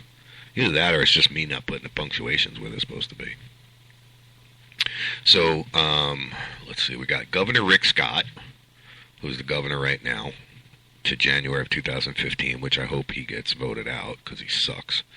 Then we got Lieutenant Governor Carlos Lopez. This is all bullshit. I don't care about these people. U.S. Representatives 27, bunch of thieves, bunch of crooks. Let's see, Chief Financial Officer. So basically, in parentheses, it should say biggest crook in state. Jeff Atwater. Boy, I would have a blast with that name. Man, that would. Ooh, I'd go after him. Where you at, Water? It was nicknamed in 1970 the Sunshine State. In 1935, the famous deal was Swanee River. In 1927, we said that the mockingbird was this bird, and our flower is the orange blossom. Our bird is the mockingbird? Yeah. Yeah, that's because this state's trying to be like any other state out there. I thought it'd be like a seagull or something. You would think it was a pink flamingo or a little plastic pink flamingo should be a turkey vulture. Yeah, those things. This place sucks the life out of people. Or those cranes. Yeah. We got a family of cranes that hang out around here. You know, they only live right here in our county. What, like, the cranes? Yeah, north of here. Yeah. Like one county and south of here, one county. That's it. And then they migrate, I don't know where to, Michigan, Wisconsin, really? Somewhere. There's the only two places on the planet that exist. Didn't know that. And we're just mowing them over. For those of you who did not hear... no, that's not the one I want. Did not hear the Brooksville Bob crank call. I'm going to go ahead and get that queued up here, and we're going to play it. I thought it was hilarious, man. He called up Burger King and tried to get a date. So here's the Brooksville Bob call to Burger King. Burger King man, Rebecca speaking. Hello, Rebecca. How are you today? I'm doing good. And yourself? I'm doing excellent. Listen, I got a little request I need to make for you. I want to put in an order, and I want to come and pick it up. Is that okay? Was it end of July or the beginning of August? Do you remember when you called it in? I'm calling in right now. Oh, you're calling it right now. So this is going to be a big order? Yes, ma'am. All right, let me get a paper and pencil. Thank so what you. are we getting? I'm sorry? What are we getting? Just want a Big Mac. Big Mac? You mean the Big King? No, a Big Mac. Big Mac, Miss McDonald. Well, it's right next door. You can't go get it for me? No, sir. Well, come on. That's not fair. I could do the Big King. That's about it. Well, I don't like the Big King. I like the Big Mac, but I hate McDonald's. Does that... Okay. The Big King's almost close to a Big Mac. I bet you my Big Mac's bigger than yours. Okay. Were you going to take my order or what? If there's a Big King, I can. All right, let me have a Big King then. When are you going to be coming in to pick it up? July. In July next year? Certainly. Okay. Why not? Fine with me. Better late than never, no? Yep. Listen, you sound sexy. You want to go out on a date? I'm married. I'll take him along. He could drive. That's okay. No. Are you sure? Anything else I can do for you? Well, I want 2 Big Macs now. Okay, anything else? Making me hungry. And a chocolate shake. Small, medium, or large? Anything else? Nope. That's it. Coming in July? In July. You think you can deliver that? Unfortunately, we're not in the area to What a deliver. Why not? I'm right around the block. I tell you what. You meet me in the parking lot, sweetheart. I'll take you out to dinner and show you a good time. That's okay, and I have to be here watching my crew. Yeah, they don't care. Trust me. Okay. Well, I'm serious. I take you out. We'll have a nice candlelit dinner. Maybe a little whining, some dining, some 69, and you never know. I mean, things could happen. You might leave your husband for me. Okay. Anything else? No, ma'am. I just, was trying to get a Big Mac and a date, but you don't seem to be receptive to my charm. That's because I'm married and I got a store to run. Okay, but are you married or are you happily married? There's a difference. Happily married. Well, there's a big difference, I gotta tell you. Happily married. Are you sure? Anybody else there? very Anybody sure. else there that's not married? I'm very, very, very sure. Does he share? I mean, I share. I got no problems with it. I'm sure he will. You think so?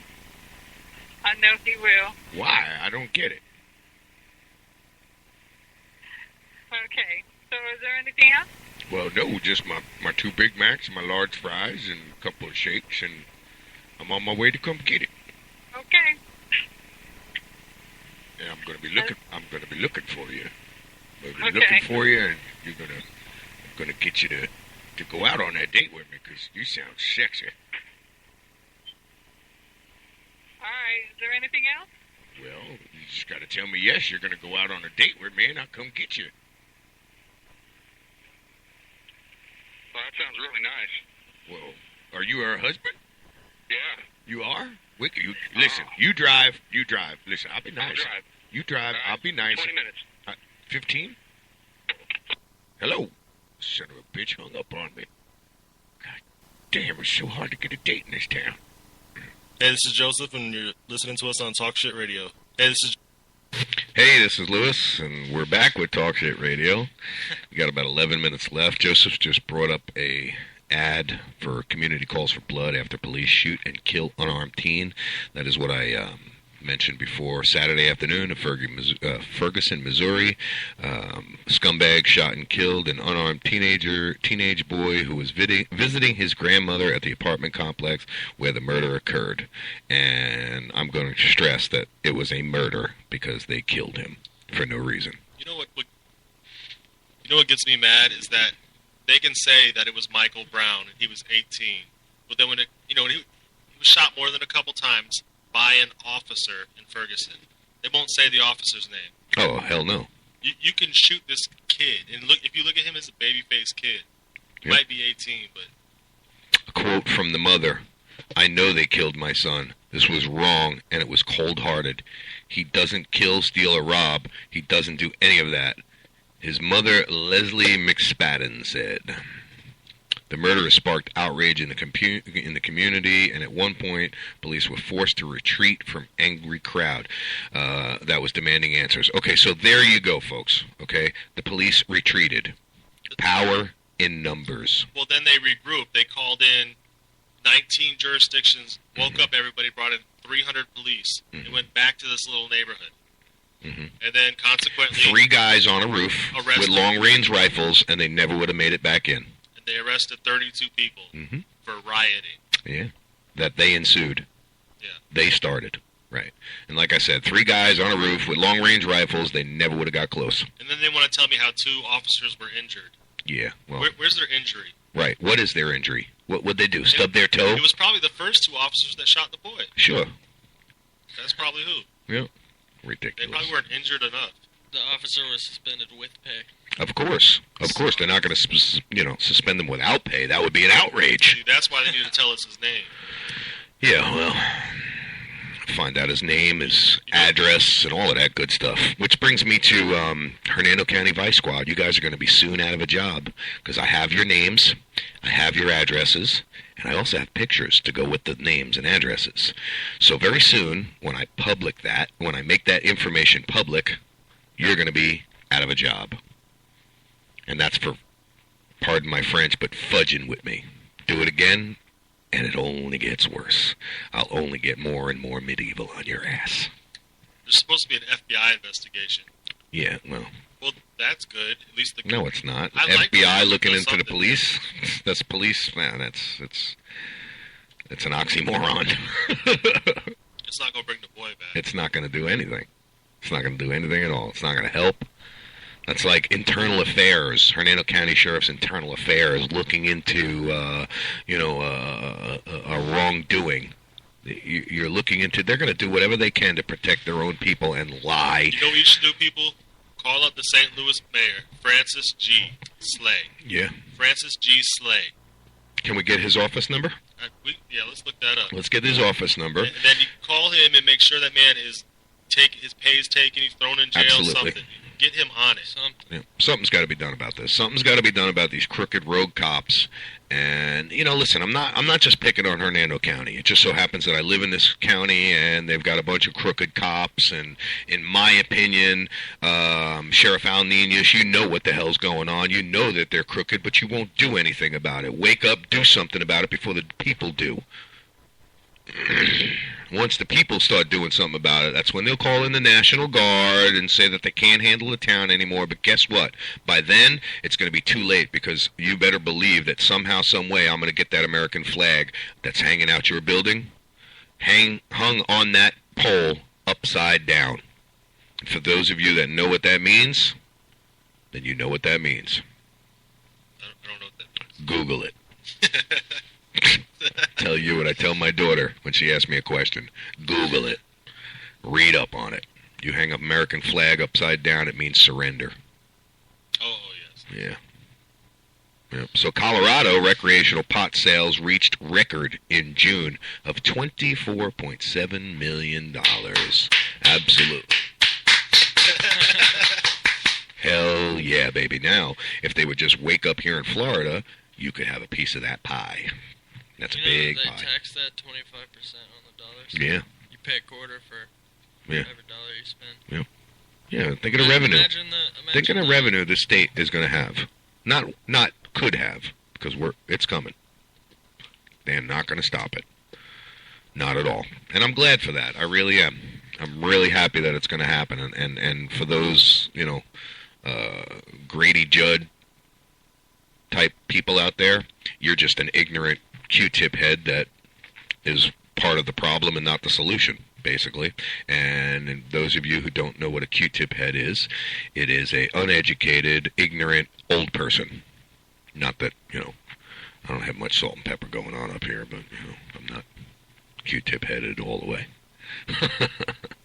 What else you guys got? Because we've got 5 minutes left. You guys talk, because I'm trying my best to find this man's number. Hayden, what do you got?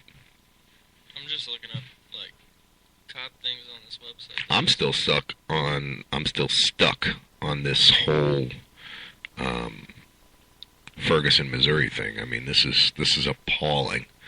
Okay, I got a number to City Hall. It's not his number, but the phone number is 314-622-4800. And that's for Ferguson, Missouri, City Hall? Well, that's for St. Louis. Okay, St. Louis, Missouri. Yeah, it's like a suburb of Ferguson. So, for those of you that, are bothered by this story, call them up. Speak your mind. That's what this show's about, speaking your mind. Monsanto, huh? Monsanto. So who we are. America's farmers. Our American Farmers Campaign features real farm families doing what they do every day, growing not only food, but also our economy. Oh, really? In Miami, a SWAT team is under investigation for storming into a home in Coconut Grove at around 11 a.m. with a narcotics warrant. According to the homeowner, Bobby McClendon, the warrant that SWAT presented to raid his house was for 2 blocks away. police. However, they did not care. They came in belligerent with guns drawn, ordering children around like slaves. When the children didn't react fast enough to officers' commands, one child was subsequently bludgeoned with the buttstock of a rifle. That would be the death of him. They didn't have any I would say reason to. 2 German words, and my dog would turn into something that you've never seen in your life before. They hit his 13-year-old nephew in the head with the buttstock of a rifle. Okay, so this goes back to that original message that I shared. You come in my house and try and act like a fool again, the first 3 that are near that door are dead. So if you can figure that out, why I say the first 3, then you'll understand what I mean. And it's called pure, unadulterated, high rate of speed, massive velocity, firepower. Okay, and They punched the other kid in the face. He's 12 because he didn't wake up fast enough. And they're trying to say that when they hit the 13-year-old with the buttstock of the rifle that he ran into it. Oh, yeah. Ran into the butt of my rifle. Yeah, because the other guy was trying to punch That's him like in the face. that's like me punching you in the face and going, dude, why'd you run into my fist like that? It's been done. Yeah.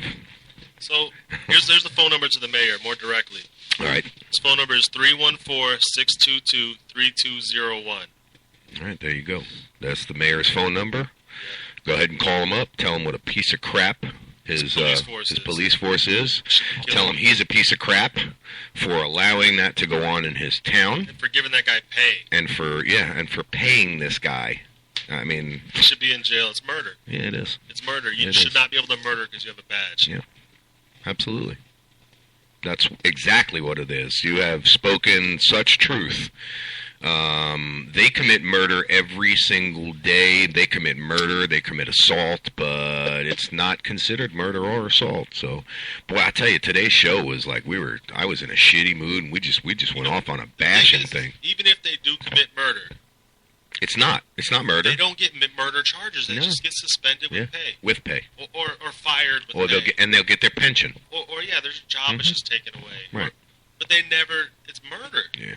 It's murder. Well, I can't wait to ruin some jobs of some people because I am going to start getting a hold of more and more identities of people and destroying what they do because I've had it, and now that I have the power of a broadcast behind me, I have every intention on abusing it. For those of you of our listeners that don't like it, that think I'm wrong, give me a call, 352-410-2084, and I'll tell you I don't give a shit. I'd like to hear what the mayor has to say. Yeah. Because he might be appalled as well. I think we should call him tomorrow. Yeah? Yeah, you write his number down? I will. Yeah, write his number down. I think we're going to give him a call tomorrow. We got about 50 seconds left of the show, folks. I'd really like to thank everybody for tuning in. We appreciate it. It's fun every day. We enjoy ourselves. I hope you guys enjoy the show. If you have any ideas, suggestions, shit that you want talked about, go ahead and go to the Facebook page, and it's facebook.com/Talk Shit TV Show, and post up your comments. With some links, something you want us to bring to the people's attention, something you want to make a big deal about, whatever it is. We'd love to have you.